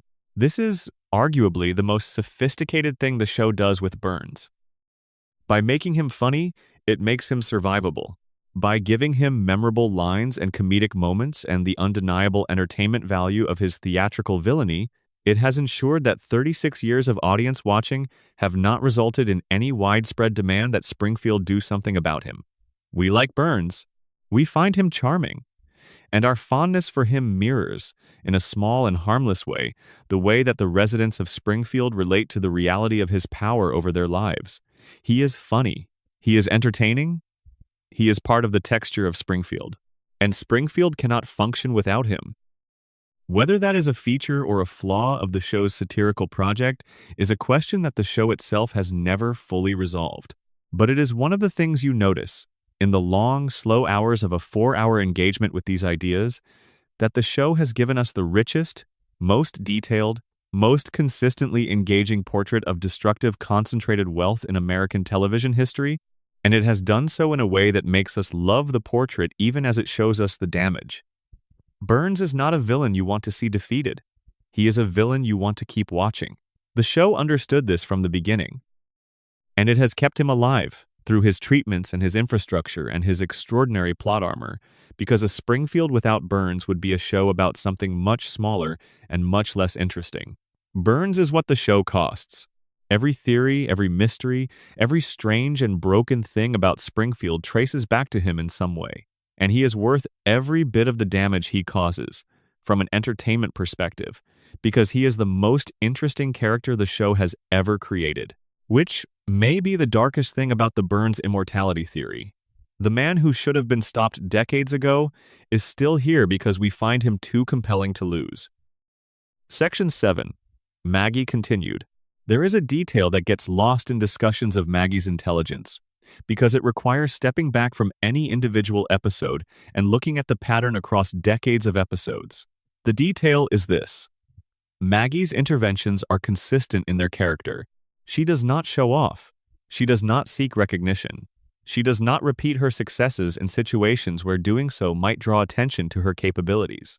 Every time Maggie demonstrates exceptional intelligence or exceptional physical capability, she does so in a context where the outcome matters and the demonstration is necessary, and then she returns immediately to invisibility. The daycare rebellion succeeded in its objective and then ended. Maggie did not parlay it into a leadership role. She did not allow it to become evidence of her capabilities that other people could point to. She completed the mission and went back to being the baby who cannot walk without stumbling. The shooting, whatever its actual circumstances, resulted in no sustained attention to Maggie's capabilities. The investigation focused on adult suspects. Burns's testimony, from his strange angle of identification, pointed at the infant, and the infant was immediately dismissed as a prosecution target and then forgotten as a genuine subject of inquiry. Maggie does not accumulate a public record of her capabilities. She operates and then erases herself. This is not passive. This is a sustained effort at strategic invisibility that requires the same intelligence it is designed to conceal. Consider what this means about Maggie's long-term orientation. She is 1 year old and she has been 1 year old for 36 years. In that time, she has observed everything that happens in her family and her community. She has seen how power works in Springfield. She has seen who gets to accumulate it and who gets it taken from them and what the mechanisms are for each outcome. She has seen Burns operate. She has watched her father be managed by those mechanisms without understanding them. She has watched her sister fight against them with intelligence and commitment and not quite break through. She has been taking notes in the way that very intelligent beings who cannot yet speak take notes, which is in their bodies and their behaviors and the long, patient waiting that is the prerequisite for every meaningful act of intervention. What is Maggie waiting for? The show has never told us, but here is one way to think about it. The floating timeline means Springfield is frozen. The characters do not age. The situations do not fundamentally change. Burns stays in his office. Homer stays at the plant. The fish stays three-eyed. The loop continues. But Maggie's intelligence does not operate on the floating timeline. Her capabilities have been growing in the background across 36 years of patient observation while the world around her stays fixed. She is getting further and further ahead of a situation that is not progressing. She is accumulating understanding and capability in a context that is not updating to match her. At some point, the gap between what Maggie knows and what Springfield knows about Maggie will reach a threshold. And at that point, the choice she has been building toward, the moment she has been engineering through decades of strategic invisibility, will arrive. And Springfield, which has spent 36 years looking right through her, will not be ready. Section 9. The floating timeline continued. There is a conversation about The Simpsons that happens in every generation of the show's audience. It happens when a person who grew up with the show in its golden age encounters a newer episode and feels the specific dissonance of something beloved that has changed in ways they cannot fully articulate. The conversation is always about quality, about when the show got worse, about which era represented the peak and what happened after the peak to change the character of the show. These conversations are real. The shifts they are responding to are real. The show is not the same as it was in seasons 2 through 8. It is genuinely different. Not worse in every respect, but different in its relationship to its own emotional core, in the tightness of its plotting, in the weight of its stakes, in the way the characters relate to each other across episodes. The floating timeline is responsible for some of this shift, but not in the way these conversations usually diagnose it. The problem the floating timeline creates is not that it makes individual episodes worse. Many individual episodes in the show's later seasons are excellent by any measure. The problem is cumulative. The problem is what happens to characters when they have been frozen in place for long enough. Bart at 10 years old in 1989 is a character with a specific emotional profile. He is rebellious and funny and surprisingly vulnerable underneath the swagger, a kid who wants love and acts out because asking for it directly feels too dangerous. His relationship with Homer is complex. His relationship with Lisa is a strange mixture of contempt and genuine connection. His relationship with Skinner is antagonistic in a way that has real stakes because school, for a kid with Bart's academic profile, is actually a place where things can go wrong in ways that matter. Bart at 10 years old in 2025 has been 10 years old for 36 years. He has been through hundreds of adventures. He has had hundreds of relationships. He has been to dozens of countries and held dozens of temporary identities and survived dozens of crises. He has, in the accumulated logic of the floating timeline, experienced more than any actual 10-year-old ever has or ever will.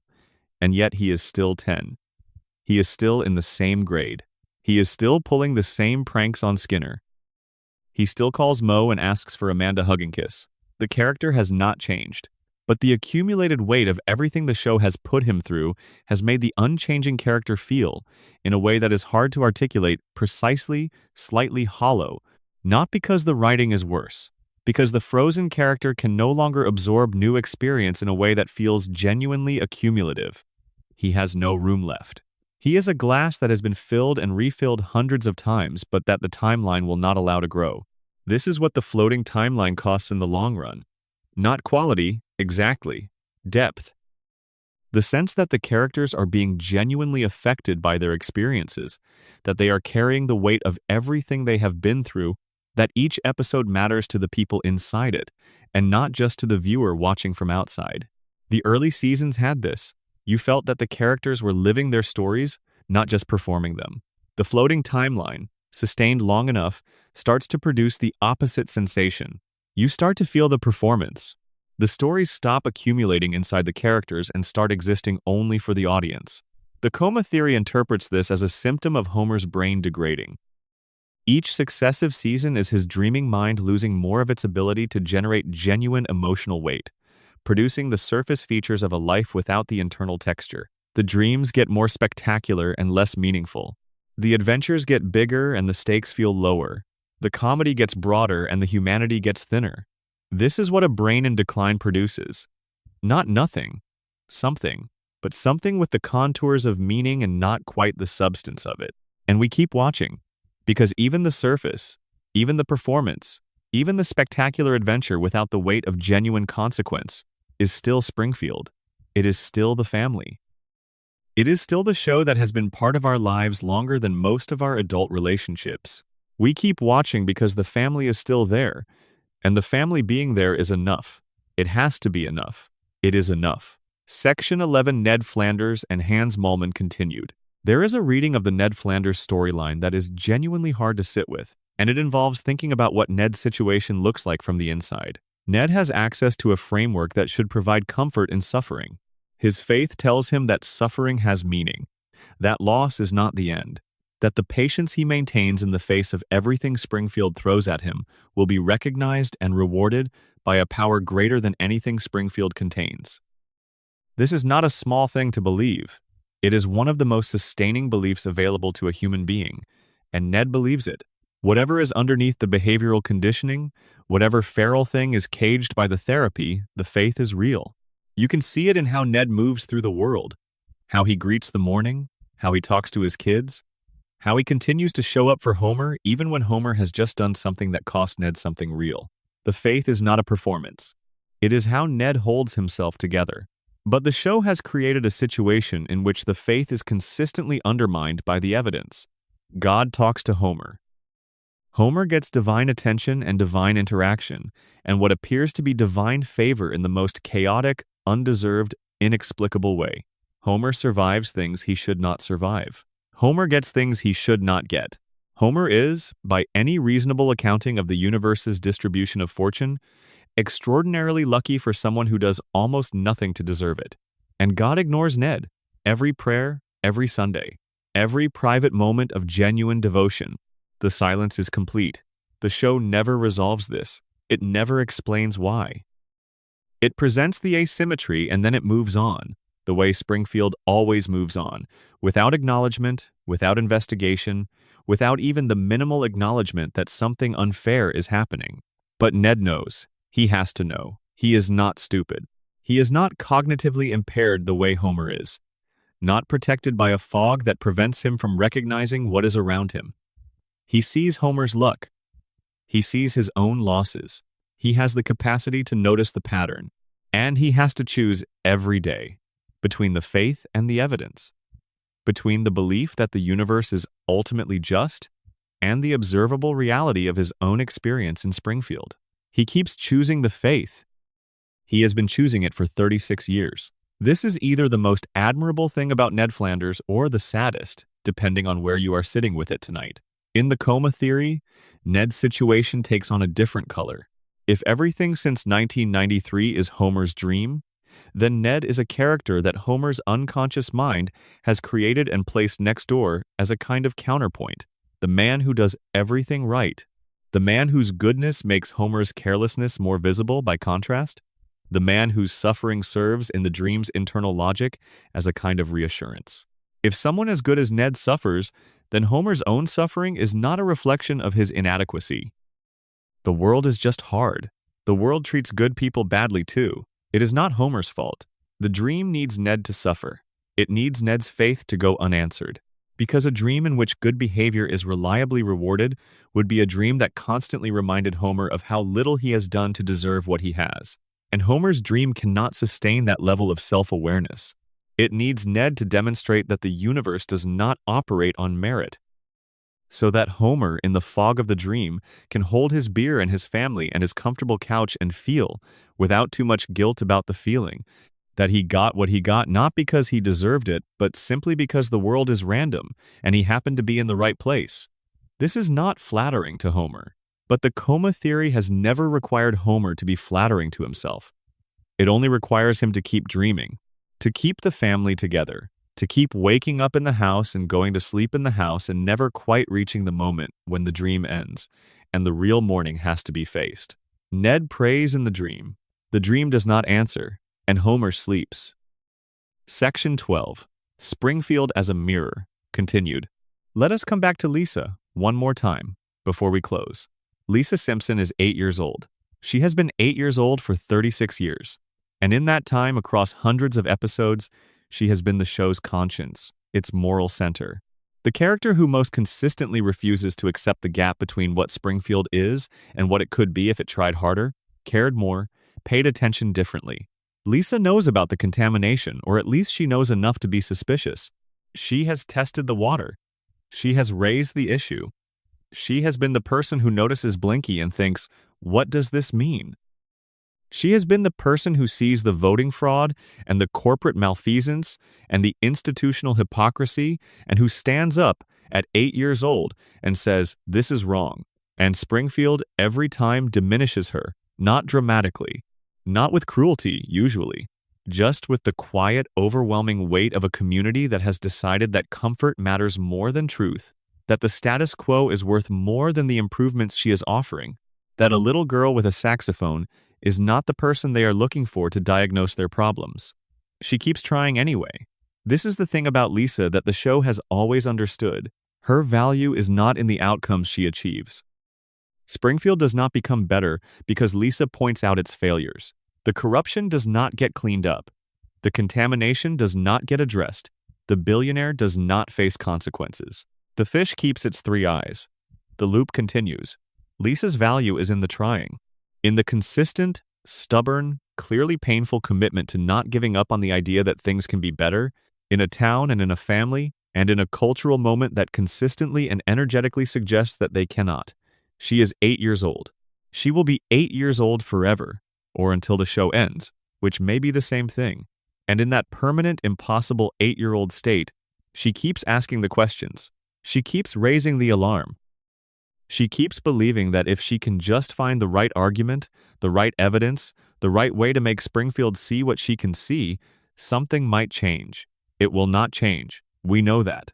She probably knows that, somewhere underneath the conviction that keeps her going. But she keeps going anyway, because the alternative is to become Springfield, to join the consensus. To start believing that the 3-eyed fish is just how things are and the cracked cooling towers are just the cost of having electricity and the billionaire who cannot remember your name is just the way the economy works. And Lisa cannot do that. Whatever the contamination has done to everyone else's ability to sustain uncomfortable truths, Lisa's capacity for it remains intact. Maybe it is genetic. Maybe it is the mutation that went the other way, the same radiation that diminished Homer's critical thinking amplifying Lisa's. Maybe it is just who she is, independent of the environment.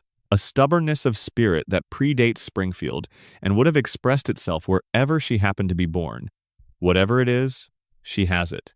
And Springfield, for all its mechanisms of collective denial, has never been able to take it from her. This is the other thing the show is. Underneath everything else it is. Underneath the satire and the conspiracy and the comedy and the tragedy and all the theories we have spent 4 hours building and turning over in the lamplight, it is a show about a little girl who will not give up. About what that costs, about what it gives back, about the specific lonely courage of being the one who keeps asking the question that the room has decided it does not want answered. About the saxophone that plays through the ceiling every evening in a house, on a street in a town that was never supposed to exist, and that reaches out through all the improbability of its own existence and finds you wherever you are. Lisa is still there. She is always still there. playing her saxophone, thinking her thoughts, watching the town she was born into and refusing, episode after episode, decade after decade, to stop asking it to be better than it is. Springfield does not deserve her. It never has. But it has her anyway. And so do we. Close your eyes if they are not already closed. Think about the house on Evergreen Terrace. Think about the light in the upstairs window where Lisa is doing her homework. Think about the sound of the saxophone in the evening. Think about Homer in his chair and Marge in the kitchen and Bart somewhere getting into trouble and Maggie watching from her corner with those enormous patient eyes. They are all there. They have always all been there. They will be there tomorrow and next week and for as long as the show runs and for a long time after that, in the memory of everyone who ever sat down on a Sunday night and let Springfield in. You do not need to solve the mysteries tonight. You can just let them sit. The radiation and the coma and the shooting and the immortality and the geography and the silence and the conspiracy and the timeline and the predictions and the suffering and the faith. Let them all sit together in the warm dark of whatever room you are in, comfortable and unresolved, the way most of the best questions are. Springfield is not a puzzle to be solved. It is a place to return to. A place that has been waiting for you every week for 36 years and that will keep waiting, patient and yellow and strange and warm, for as long as you need it to be there. The tire fire is still burning. The plant is still leaking. Blinky is still swimming in the river. Hans Moleman is probably somewhere getting hit by something. Ned Flanders is at his window, praying into the dark. Burns is in his tower, glowing faintly, waiting for the week to end and the treatment to come. Mona Simpson is somewhere we cannot go. The real Seymour Skinner is on a train to nowhere, still honest, still exiled, still carrying the truth that Springfield made illegal, and the family is in the house. All of them. Safe in the house? That is Springfield. That is all of it. Good night. Section 4, Who Shot Mr. Burns? Extended investigation. Let us slow down and spend more time inside the summer of 1995, because that summer was genuinely strange in ways that even the most devoted fans have partially forgotten. The promotional campaign that Fox built around Who Shot Mr. Burns was unlike anything that had been done for an animated program before. The network understood that The Simpsons had become something beyond a successful show. It had become part of the national conversation in a way that very few pieces of entertainment ever achieve. People who did not watch the show knew who Homer and Bart were. People who had only seen a few episodes knew enough of the mythology to engage with the mystery. The premise, a whodunit about a character the audience had been watching for 6 seasons, was accessible to almost everyone. The promotional materials leaned into the real-world framing with unusual commitment. The America's Most Wanted tie-in was not a brief acknowledgement. It was a full segment, produced with the visual language and the serious tone of the actual crime show, treating the fictional shooting as if it were a genuine, unsolved case. The segment included a tip line. People actually called a tip line about a cartoon character's shooting to report their theories. This is worth sitting with.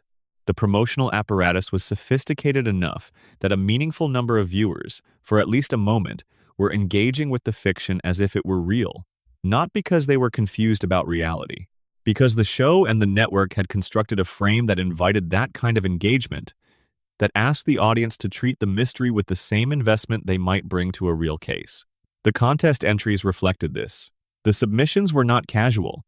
Many of them were detailed, argued from evidence, cross-referenced against specific episode details. People had gone back and rewatched the season 6 finale. They had taken notes. They had developed theories with the kind of care you bring to something that matters to you. The mystery had activated something in the audience that weekly viewing usually does not activate. The desire to be right, the pleasure of working a puzzle, the specific satisfaction of finding the answer before the reveal. And then, essentially nobody found the answer. Despite the volume of entries, despite the sophistication of many of them, despite a summer of sustained collective attention to the problem, the answer that the show had built was not what the evidence pointed to. Or at least, the evidence as most viewers read it pointed elsewhere. This is a strange outcome for a mystery that was designed to be solvable. Mysteries that are designed to be solvable produce correct answers from a meaningful percentage of the people who engage with them seriously. The pattern of clues in good mystery construction leads the attentive reader toward the truth while withholding enough to maintain suspense.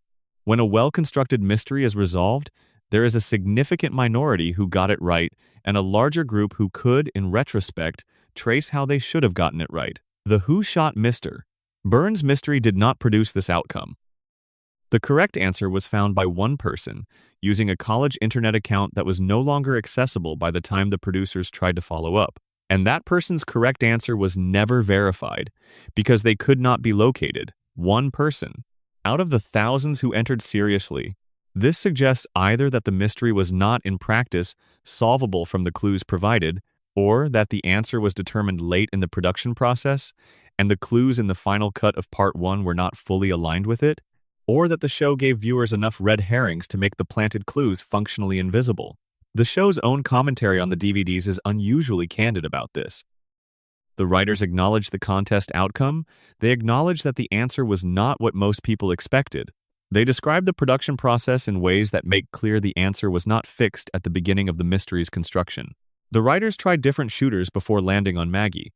They considered Barney Gumble seriously enough that a version of the storyline in which Barney was the shooter was written out and then discarded. A complete alternate ending in which Smithers was the shooter was fully animated, fully voiced, fully produced as a finished piece of television. These are not early draft variations that were sketched out and thrown away. These are completed works that represent genuine investment in alternate possibilities. The answer was not always Maggie. The clues were fitted to the answer after the answer was chosen, rather than the answer being derived from the clues.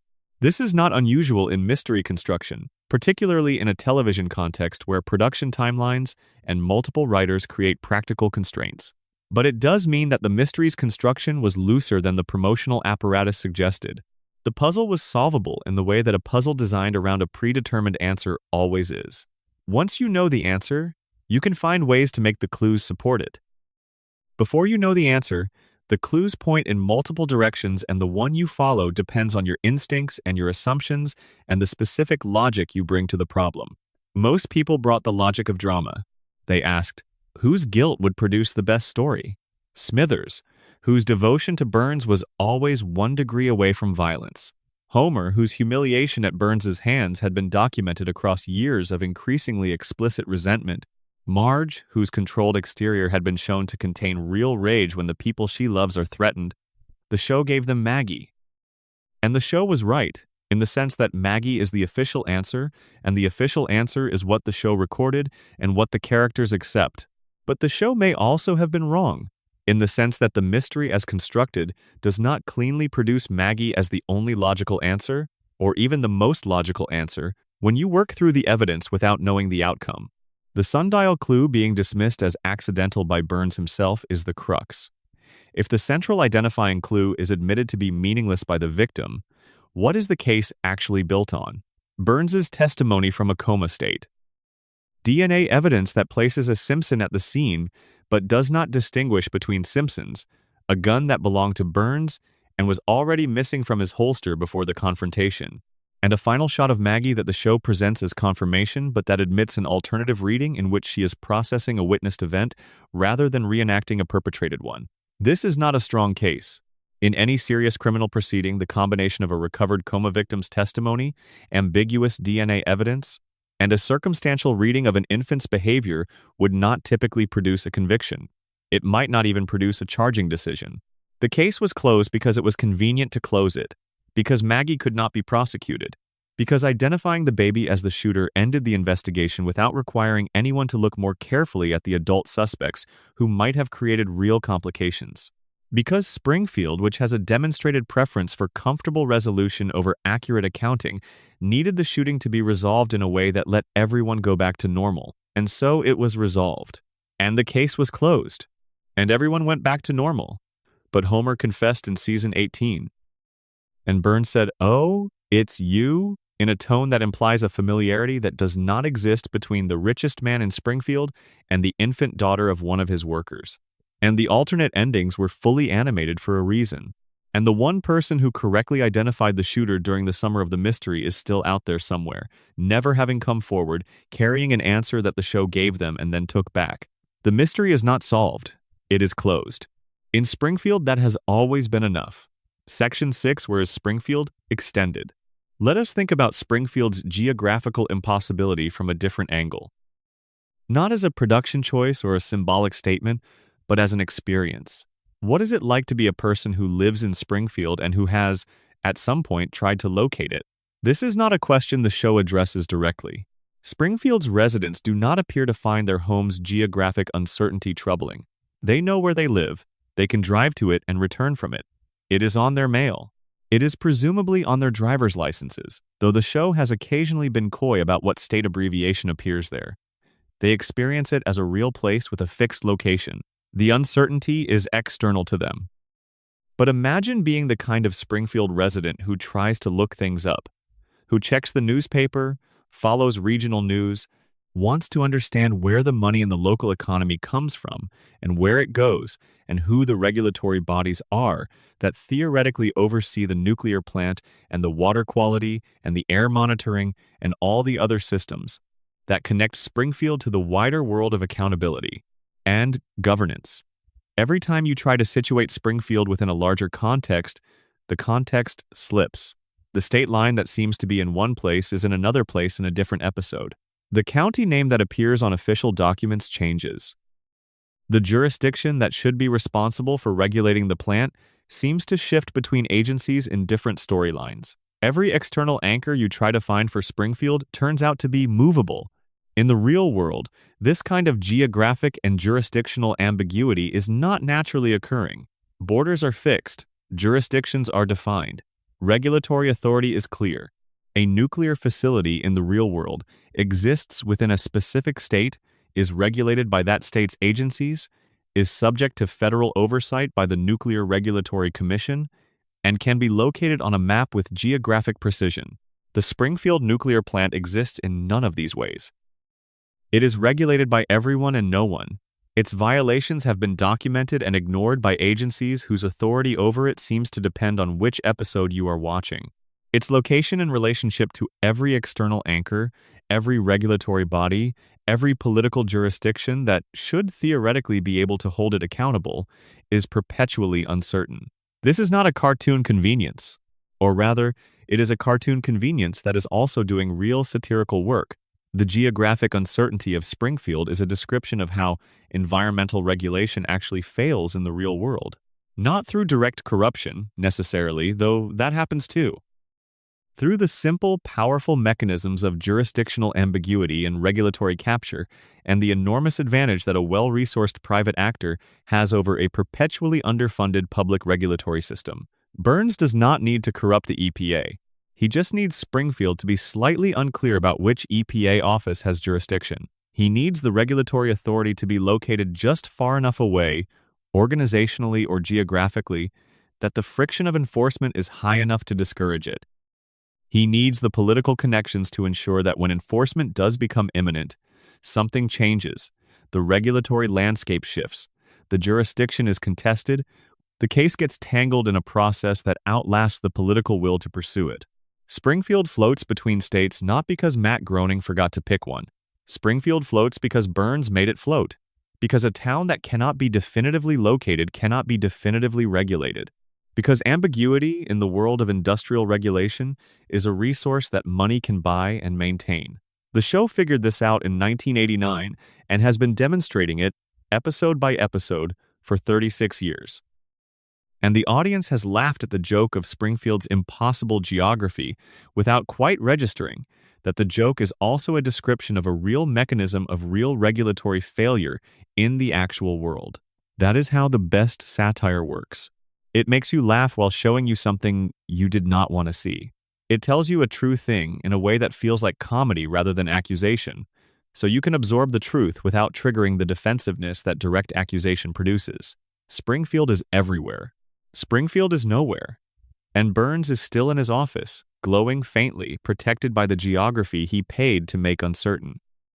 Section 8. Mona Simpson continued and deepened. There is a question that the Mona storyline opens up and then walks away from, the way the show always walks away from its most uncomfortable implications. The question is about Abe. Abraham Simpson, Homer's father, told his son that his mother was dead. He maintained this lie for, by conservative estimate, 27 years. He stood in front of a child who was grieving the loss of his mother and told that child that the grief was permanent, that there was nothing to wait for, that the mother was gone and was not coming back. He maintained this story through Homer's entire adolescence, his young adulthood, his marriage to Marge, the birth of his children, and however many years of continued contact with Abe that followed without the subject arising in any way that threatened the lie. This is not a small thing. The show treats it as a revelation moment, a dramatic uncovering. And then it moves on because the show has other stories to tell, and the Abe-Homer relationship is too foundational to destabilize for long. But sit with it for a moment. Abe looked at his child and chose the lie. Every day for 27 years, he sustained the lie. He let Homer grow up believing something false about the most fundamental relationship in a child's life. He watched the damage that lie caused, the particular emotional profile it produced in Homer, the clinginess and the need for approval and the terror of abandonment, and he did not correct it. Why? The show gives us one answer. Abe made a deal with Burns. In exchange for Burns guaranteeing Homer's employment regardless of performance, Abe would stay silent about whatever crime he had discovered Burns committing. The deal required the silence to be total. Telling Homer the truth about Mona would have meant telling Homer about Burns's involvement in forcing her underground. And telling Homer about Burns would have created a risk that Homer would do something, say something, confront someone, and blow up the deal that kept him employed. The deal, in other words, required Abe to destroy his son's understanding of his own childhood in order to protect his son's job. The damage to Homer was the price of the protection. Abe chose the employment over the truth. He chose the security of Homer's position at the plant over the security of Homer's identity and emotional health. And Burns chose Homer's employment, not out of kindness or residual guilt, but because a Homer who did not know what Burns had done to his family was a Homer who could be counted on to show up every morning and fail to do his job. Effectively, a Homer who knew, who understood the connection between Burns and Mona and the deliberate destruction of his childhood, might have done something unpredictable, might have quit, might have reported the violations out of spite, might have, in a moment of unusual clarity, connected the dots and become a problem. So Burns ensured that Homer would never connect the dots. Not by suppressing the information directly, because Burns did not need to suppress it. Abe was already suppressing it, out of his own fear and his own calculations and his own profound moral failure. Burns just needed the deal to remain in place. The damage to Homer was self-maintaining. 3 men, in this reading, made choices that shaped Homer's life before Homer was old enough to have any input. Burns, who destroyed Mona's ability to stay, Abe, who chose the lie over the truth, and whatever combination of radiation and environment and accumulated circumstance that installed the crayon in Homer's brain and kept it there, Homer's life, his personality, his choices, his suffering, his love, his extraordinary persistence in the face of damage he does not understand, all of it was decided by other people before he had any capacity to decide for himself. This is not unusual in the history of people. Most of us are born into stories that began before we arrived, into damages that predate us, into systems we did not design. The question is what you do with what you have been given. And Homer, who has been given more damage than most, does something that the radiation theory and the coma theory and the conspiracy theory all recognize in their own ways. He loves his family, he shows up, he keeps trying.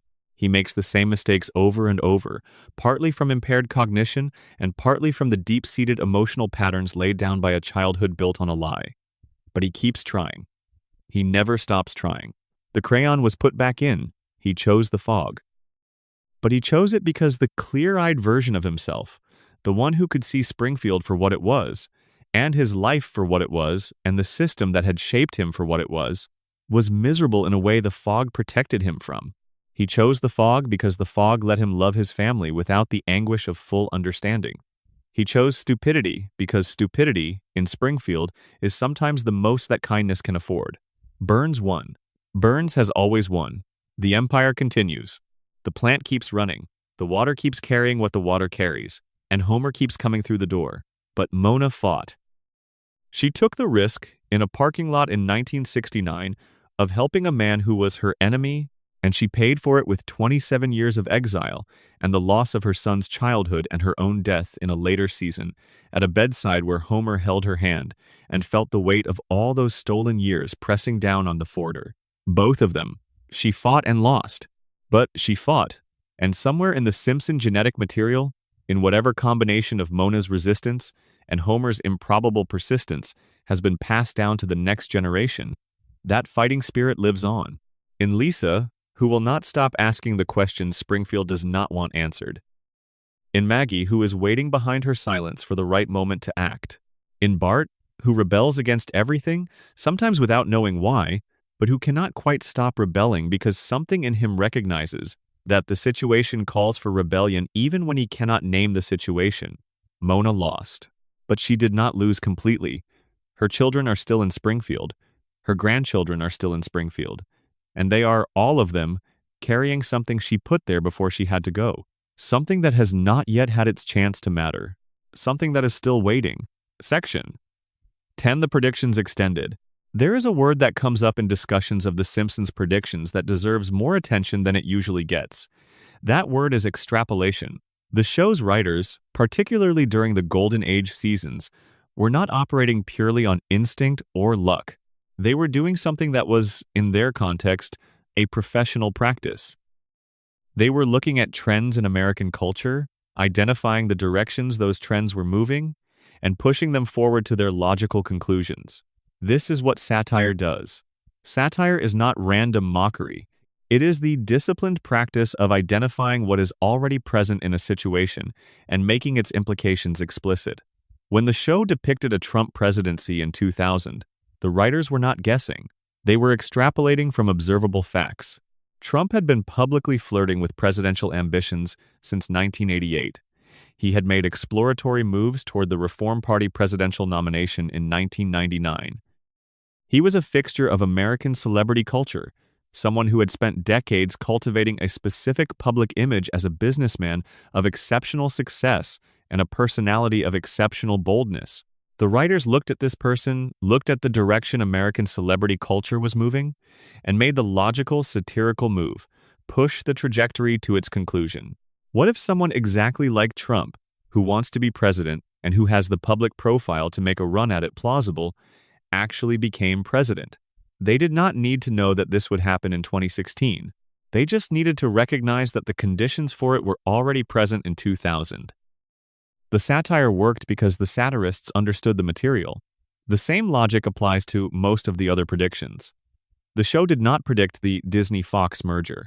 It identified that media consolidation was an accelerating trend with a clear directional logic.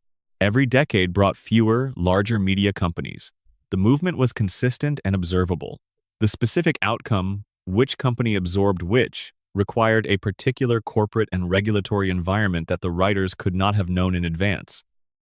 But the general form of the prediction, that a large entertainment conglomerate would absorb a major network, was less a prediction than an observation about the momentum of an existing process. The smartwatch prediction worked similarly. Technology was getting smaller, more portable, more integrated into daily life. Wearable technology was a logical next step from the miniaturization trend that had been running continuously since the transistor.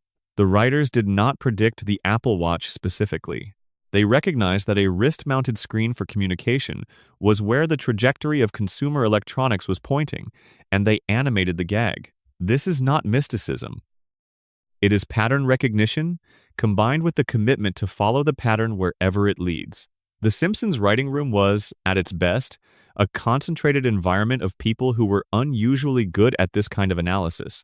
The Harvard degree joke about the writing staff is a joke with a real basis.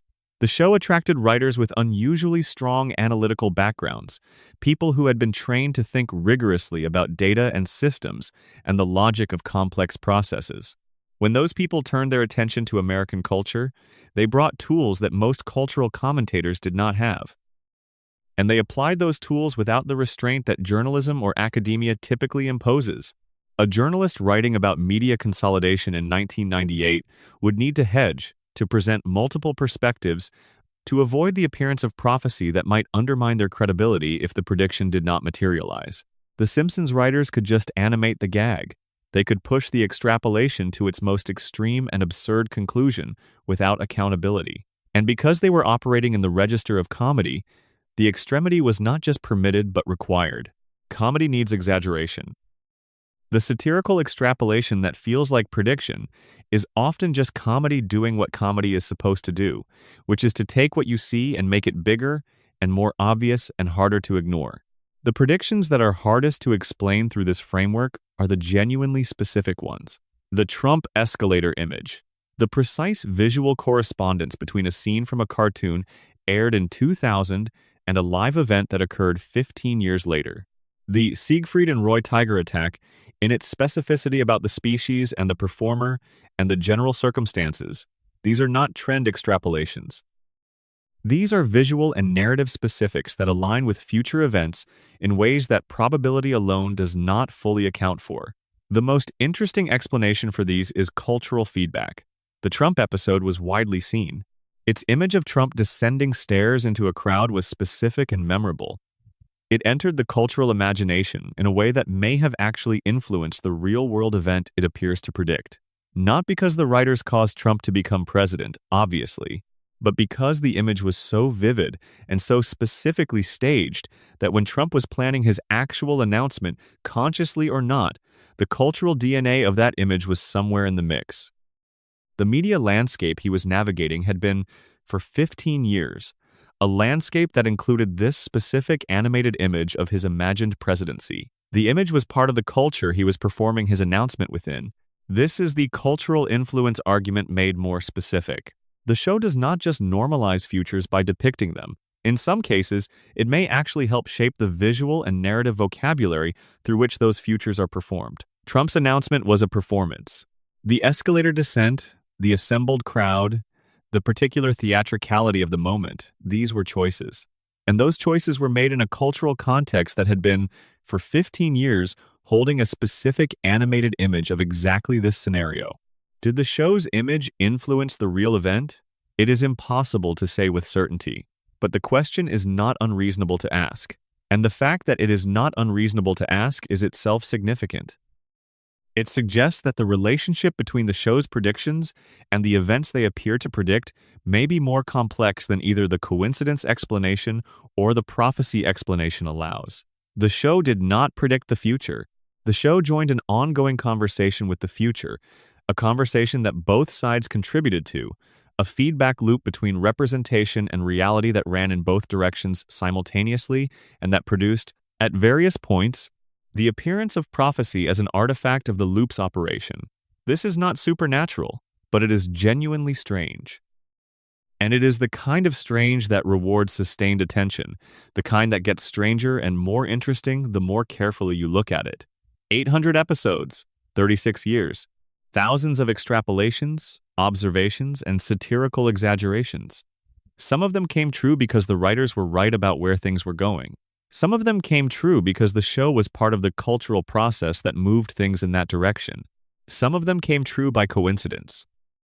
And some of them came true in ways that resist any of these explanations and just sit there, in the gap between the cartoon and the world, slightly strange and slightly inexplicable, and entirely impossible to dismiss. Watch the show long enough and you start to feel the loop, the way it feeds back. The way Springfield and America have been, for over 3 decades, watching each other and changing slightly in response to what they see. 2 mirrors facing each other, generating reflections that go back further than you can trace. Where does Springfield end and America begin? The show has never answered this. It probably cannot. The question is the answer. The loop is the message. Final extended meditation, the house on Evergreen Terrace. Let us end somewhere small and specific. Not with theories or mysteries or the accumulated weight of 36 years of patterns and evidence. Let us end in a particular place at a particular time of day. It is a Sunday evening in Springfield. The sun is going down. The tire fire at the edge of town is doing what it always does, sending its thin column of smoke into the sky in the general direction of whatever wind is blowing tonight. The nuclear plant on the horizon is lit from within, the cooling towers against the darkening sky, the lights of the facility reflecting in the river below it. Everything is exactly as it has always been, and exactly as it will be the next time you visit. On Evergreen Terrace, The lights are on in the house at the end of the street. The yellow house with the green picket fence. The car in the driveway. The bicycle that is always leaning against the garage even when Bart is inside. The mailbox that says Simpson. Inside, there is dinner. Something Marge has made that Homer has already eaten too fast, and that he will praise in the way he praises things, which is with a sound that is mostly not words, but that everyone in the family has learned to decode correctly as genuine appreciation. Bart has done something at the table that made Lisa say something that made Homer threaten to strangle him in the way that everyone understands is not a threat. Maggie has observed all of this from her high chair with her customary patience and recorded it in whatever place she keeps everything she sees. It is a Sunday evening in Springfield. It is every Sunday evening in Springfield. It is the show at its most fundamental, before the adventure of the week and after the previous adventure's consequences have been forgotten.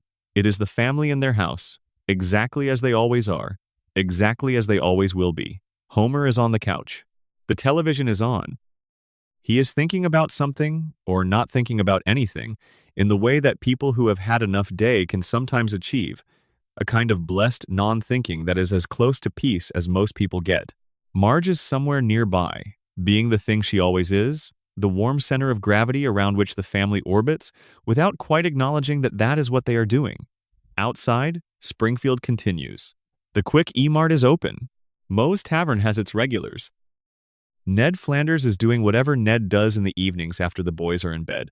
Probably something devout and probably something that involves checking whether Homer locked his car, because someone needs to look after Homer's things even when Homer does not. Mr. Burns is in his office or his medical treatment suite or somewhere else in the geography of his impossible survival, still running the calculations that keep him alive for one more week. The show continues. The loop continues. Springfield continues, in its strange and broken and beautiful way, to be exactly what it has always been. And tomorrow it will still be there, and next week, and next year. This is what the show has given us for 36 years. Not resolution, not answers, not an ending or a reckoning or a justice that Springfield's problems have always deserved and never quite received. What it has given us is the house, lit from within, on a Sunday evening with the family inside. It is enough. It has always been enough. It will always be enough. The tire fire burns. The plant glows. The fish swims in its three-eyed circles in the river. Maggie watches, Lisa plays, Bart schemes, Homer sleeps, Marge endures, and Springfield, that impossible town, that contaminated dream, that frozen moment, that mirror that shows us what we are and what we have been, keeps the light on in the window, for you, for us, for anyone who needs somewhere to come back to, for as long as the loop holds, which is forever. Good night. Supplemental section: the secondary characters and what they carry. Springfield is not just the Simpson family.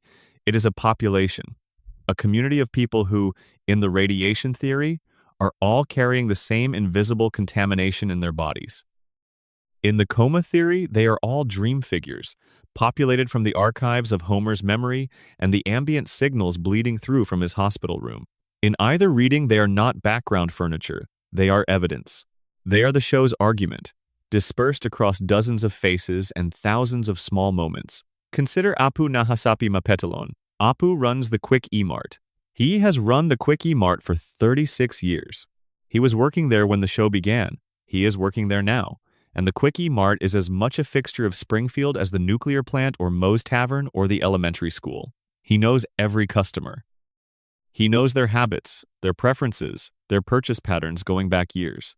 He is present at every hour of the day and most hours of the night. He is, in the way that convenience store operators often are, the quiet witness to an entire community's daily rhythms. Apu's presence in the show has been a complicated subject of cultural conversation for some years now, and those conversations deserve their own space. But within the internal logic of Springfield's mysteries, Apu carries something interesting. He is one of the few characters in the show whose relationship to Springfield's contamination is explicitly ambivalent. He was not born in Springfield. He came from elsewhere. He arrived with a different biological baseline, and the show has occasionally, obliquely, acknowledged that his experience of Springfield is distinct from those of the natives.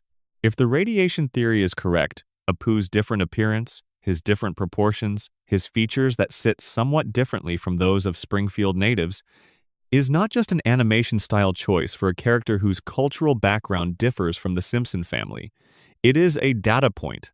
He is an outsider who came to Springfield and has been there long enough for the show to track what happens to people who arrive without the foundational exposure of a Springfield childhood. He looks different. He always looked different. And the theory says the difference is real within the show's universe. It is the difference between the contaminated and the not yet contaminated. Between the Springfield body and the body that has not yet fully become Springfield. How long does full assimilation take? The theory does not specify. But the implication is that if Apu stayed long enough, if his children grew up in Springfield, the next generation would begin to show the markers. The eyes, the fingers, the skin, the subtle biological drift toward whatever Springfield has been doing to its residents since the plant opened. The show never addresses this directly. It is content to let Apu exist as a comic figure, a generous and hardworking and somewhat put-upon man who chose Springfield for reasons the show has complicated over the years. But within the radiation framework, his presence raises a question that the show has always been content to leave unanswered. What does it take to become a Springfield resident? How long do you have to breathe the air and drink the water before the invisible process begins? And more quietly, are there people in Springfield who know the answer? Who can tell, by looking at a person, how long they have been here? Who can see the contamination the way a doctor can see the signs of a long-term exposure in a patient's blood work, even before the patient can feel anything wrong? Burns can. Burns has been watching the contamination progress in the town's population for over a century. He has seen the baseline shift. He has watched generations of Springfield families accumulate the markers. He knows the timeline. He knows what a first-generation Springfield body looks like versus a second-generation versus a body that has been here long enough for the accumulation to become foundational. He knows. He has always known. And he has never told anyone. Why would he? The knowledge is his. The lab is his. The experiment, if that is what Springfield is his. Let us move to Patty and Selma Bouvier. Marge's sisters are peripheral characters who have been present in the show since the beginning, and they represent something interesting in the radiation framework because of their relationship to Marge. They share Marge's genetics. They grew up in Springfield. They have the same exposure history, and they look more like Springfield residents than like the outside world guests who appear with more naturalistic proportions. But they look different from Marge. Harder, somehow, more compressed. Their faces carry something that Marge's does not quite carry. A resignation that has become structural, a set of features shaped by years of specific disappointment and specific coping. They smoke. They have been smoking for 36 years. They work at the DMV, a job that is treated as a comedic symbol of bureaucratic misery, but that is, within Springfield's economy, a stable government position that has provided them with a life. They have a profound dislike of Homer. This is played for comedy. The relationship between Homer and Marge's sisters is one of the show's recurring sources of friction and gags. But think about what it looks like from Patty and Selma's perspective. They watched their sister choose Homer. They watched Marge give up, or at least substantially modify, the version of her life that she might have had in order to make the life that Homer needed her to make. They have watched the marriage sustain itself through things that would have ended most marriages. They have watched Marge's patience stretch to lengths that frighten them a little because they recognize the effort it takes. They do not hate Homer because he is stupid or clumsy or inattentive in the ways the show depicts. They do not like Homer because they love Marge, and they have spent 36 years watching Marge pour herself into a situation that costs her more than most people would accept. Their feeling for Homer is the feeling that comes from witnessing, up close, the price someone you love is paying for a choice they insist on making freely. In the coma theory, Patty and Selma are interesting because Homer dreams them in a way that is not entirely flattering to himself. They are critical.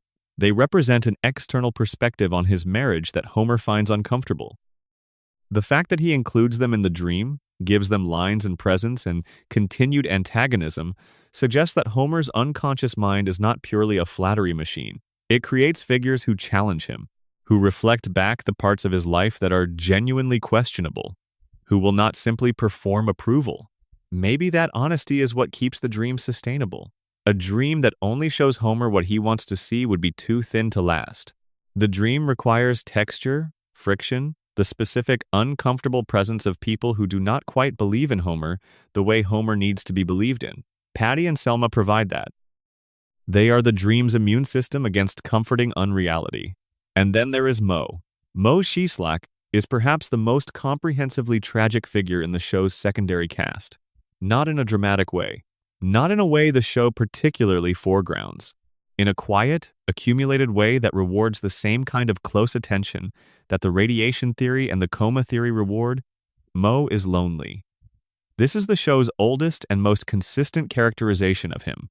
He runs a bar that serves as the social hub for a small group of middle-aged men who have, collectively and individually, settled for less than they once wanted. He serves them their drinks. He listens to their problems. He is present for every breakdown and every fleeting triumph, and every long, quiet evening of men sitting on stools and not asking too much of the universe. He is present for all of it, and he goes home alone.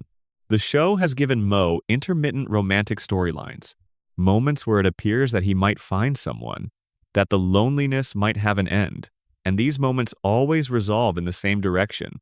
The relationship does not hold. The person leaves. The reason is sometimes his appearance, sometimes his history, sometimes simply the accumulated weight of who Moe is and what he carries. He goes back to the bar. He goes back to the stools and the bottles and the small group of men who need him without quite recognizing that they need him. The radiation theory has a dark extension in Moe's direction.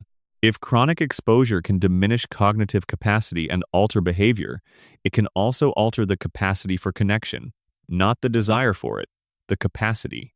The ability to form and maintain the specific kind of bond that sustains a relationship past the initial stages. The ability to be present with another person in the vulnerable way that closeness requires. Homer is cognitively impaired but emotionally, against all expectation, capable of deep connection. He loves Marge in a way that the contamination has not managed to reach. But this may be because the contamination found Homer's cognitive capacity first and left the emotional capacity alone, or because Marge arrived before the contamination had progressed far enough to affect that part of him. Moe arrived later, or with a different profile of exposure, or with a starting condition that made him more vulnerable to the specific damage that produces emotional inaccessibility. The theory does not require a precise mechanism. It requires only that the contamination affects different people differently, and that some of the differences are more painful than others. Moe is in pain. The show has always been honest about this, more honest than it is sometimes comfortable to watch. He exists in Springfield's comedy as a figure of sympathy that the comedy cannot quite convert into lightness. The jokes about his appearance, his past, his loneliness, land differently from most Springfield jokes, because they are about something real and ongoing and without resolution in sight. In the coma theory, Moe is Homer's reminder that things could have been worse. Homer could have been the man at the bar who goes home alone. He almost was that man in some versions of the backstory. He and Marge nearly did not happen. The specific sequence of events that produced the marriage was not inevitable, and Homer's dreaming mind keeps Moe in the dream as a kind of witness to the other possibility. The life Homer might have had if the choices had gone differently. Moe tends bar. He answers the phone when the prank call comes.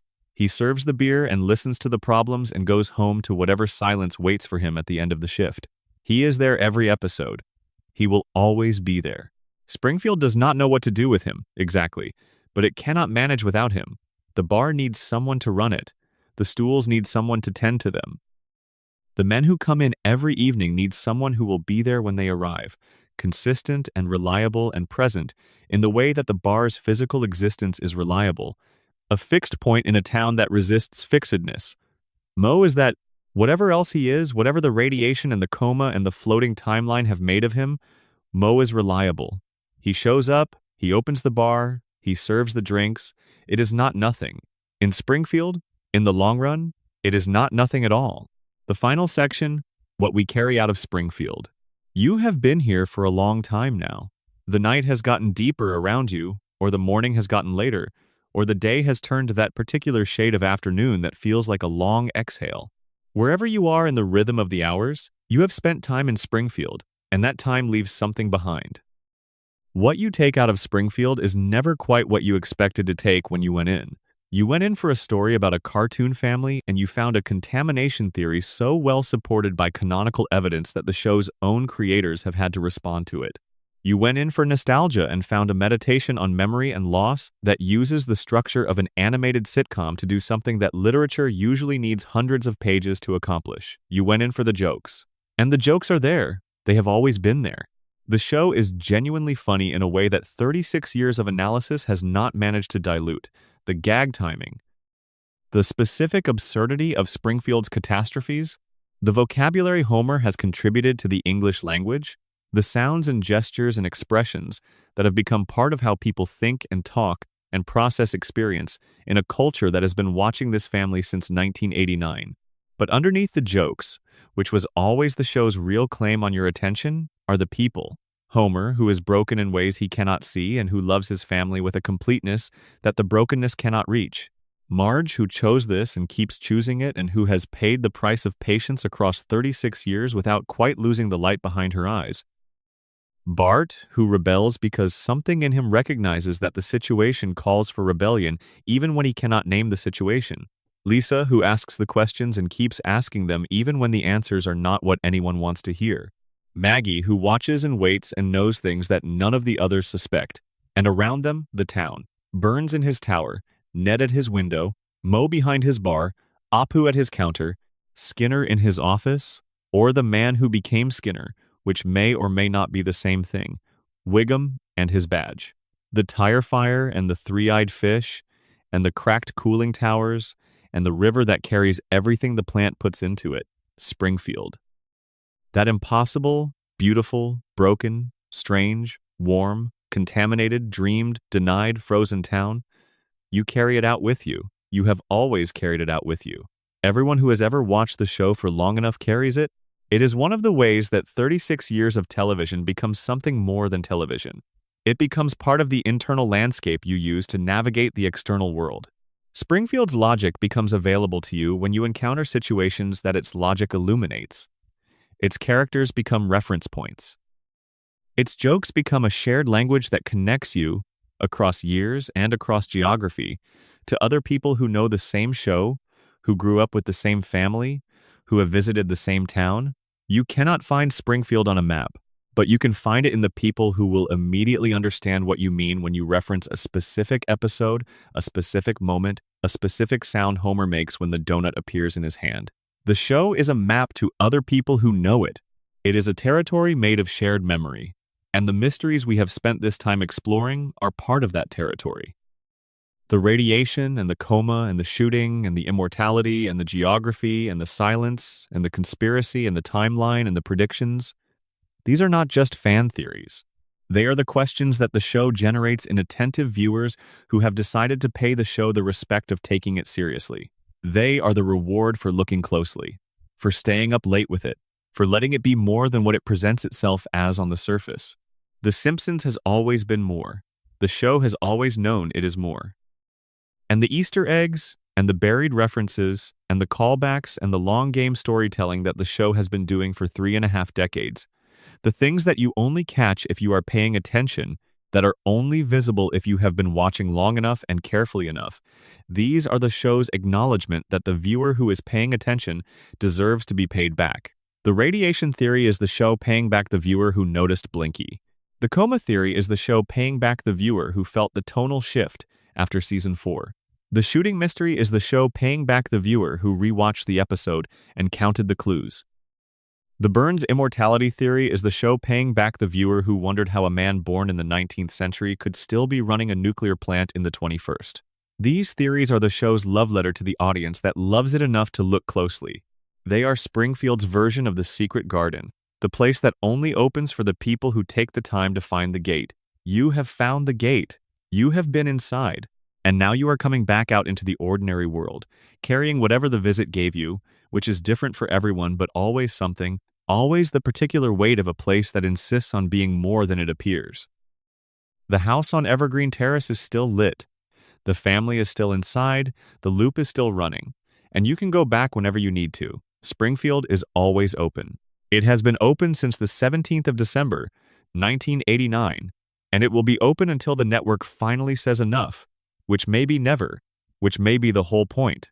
Until then, until any evening you want to return, the lights will be on, the couch will be empty, waiting, and somewhere in the upstairs bedroom or the living room, or wherever Homer is sleeping tonight in whatever episode is playing, a man who may or may not be awake is holding his family together with the specific, stubborn, slightly incomprehensible force of not giving up.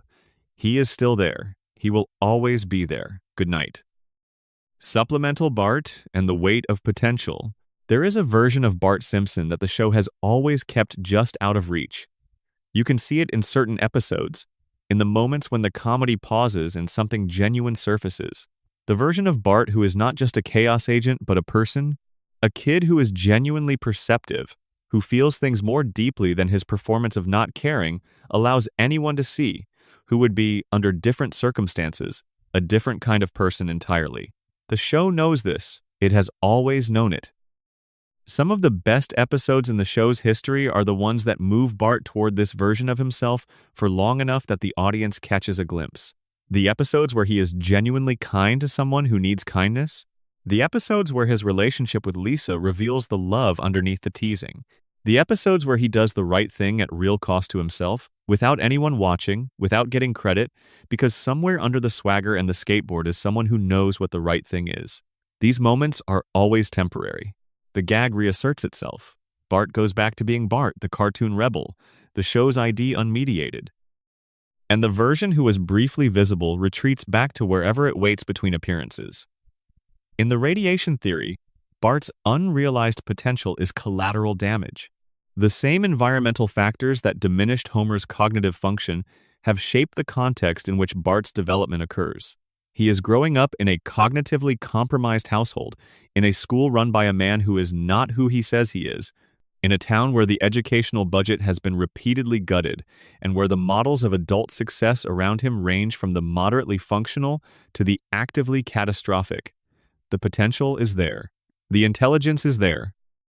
Bart scores surprisingly well on tests when he is not deliberately tanking them, when the circumstances align in a way that allows the actual ability to surface. But the circumstances of Springfield do not reliably align that way. And each year that passes, each birthday that does not actually happen because the timeline is floating, Bart stays in the same place. The potential does not develop because development requires time to pass, and time does not pass in Springfield. In the coma theory, Bart's unrealized potential is Homer's deepest anxiety about his son, translated into the dream. Homer knows, somewhere in the fog, that he has not been the father Bart needed. That the relationship between them, the strangling and the shouting and the patterns of engagement that are so recognizable they have become comedy shorthand, is not what a father-son relationship should be. Homer knows this. He has always known this, in the way you know things about yourself that you cannot bear to look at directly. So the dream gives Bart the swagger and the skateboard and the cheerful invulnerability to consequence. It gives Bart a Bart that Homer can enjoy, that Homer can laugh with, that Homer can strangle once per episode without real damage, because in the dream, real damage is not possible. The dream gives Homer a version of his son that is easy to be around, that does not confront him with the weight of what he has not given and what he has not been. The real Bart, the Bart who needed more than Homer was able to provide, is somewhere outside the dream. The dream Bart, the Bart we have watched for 36 years, is Homer's hope for the relationship he wanted them to have. Chaotic and funny, and never quite getting out of hand in the way that real adolescent chaos sometimes does.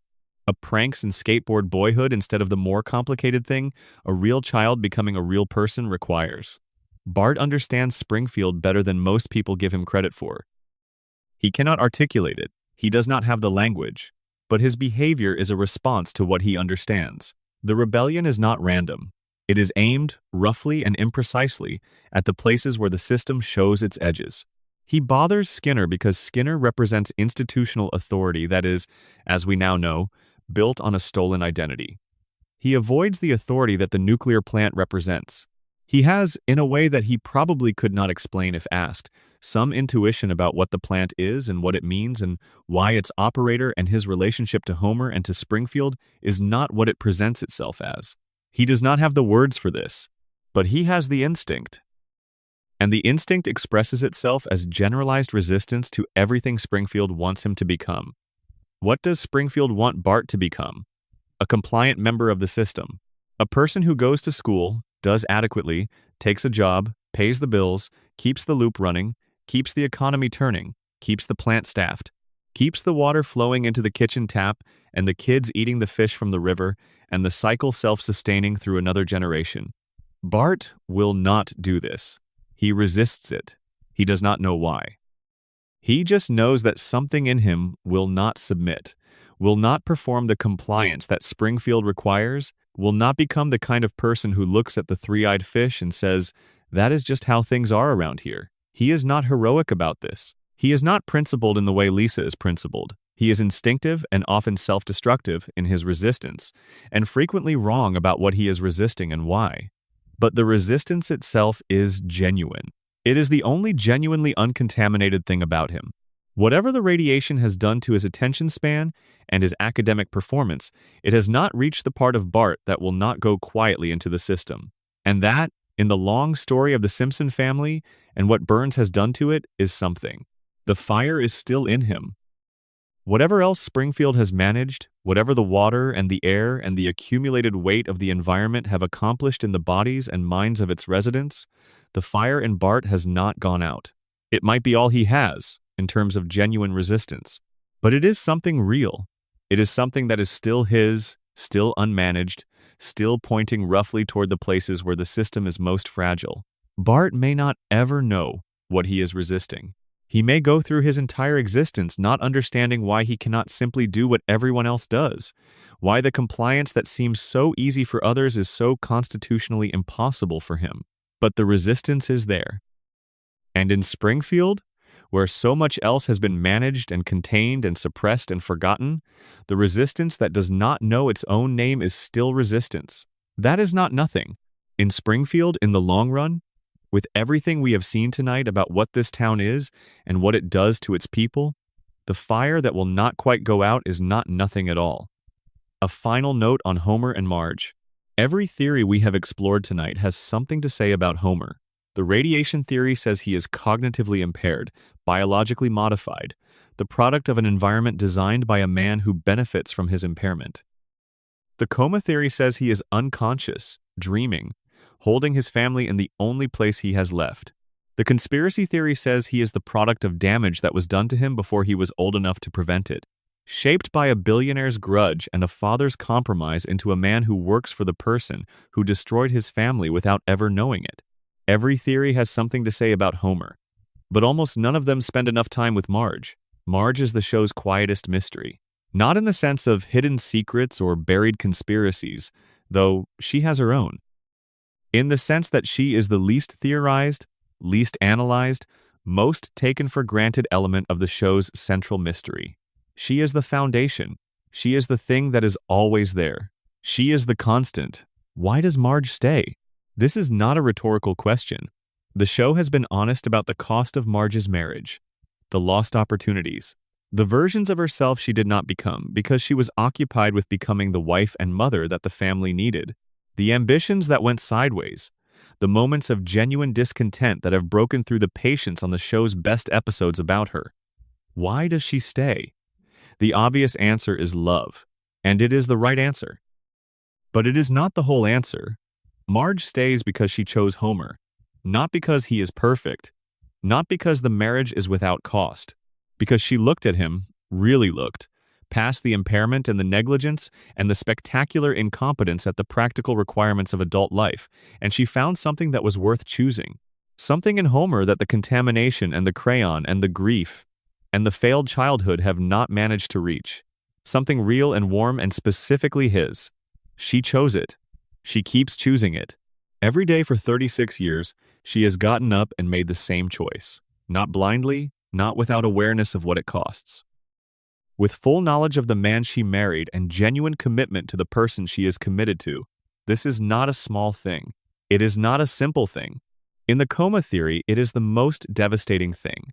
Because if Homer is dreaming, then Marge's continued love is the dream's central architecture. Everything else is scenery. Marge choosing Homer, Over and over in every episode is the dream's argument for why it should keep running, for why Homer's unconscious mind should not let go, because she is still there. She is still choosing him. And if he wakes up, if the dream ends, he might find out that she stopped choosing. That the 30 years he was away were 30 years she spent moving forward without him. That the family he is holding in the dream is not the family that exists outside it anymore. He cannot know this. He cannot risk knowing this. So the dream keeps running, and Marge keeps choosing him, and the loop continues. But here is what the coma theory, at its most honest, acknowledges. The Marge who keeps choosing Homer in the dream is Homer's version of Marge. His understanding of her, his memory of her, his hope for her. It is not her. She is somewhere outside the dream, living a real life that Homer cannot see and cannot participate in and cannot protect. The real Marge is beyond the reach of his dreaming mind. And maybe that is the tragedy at the center of the coma theory that the theory tends to avoid looking at directly. Homer holds his family in the dream. He preserves them.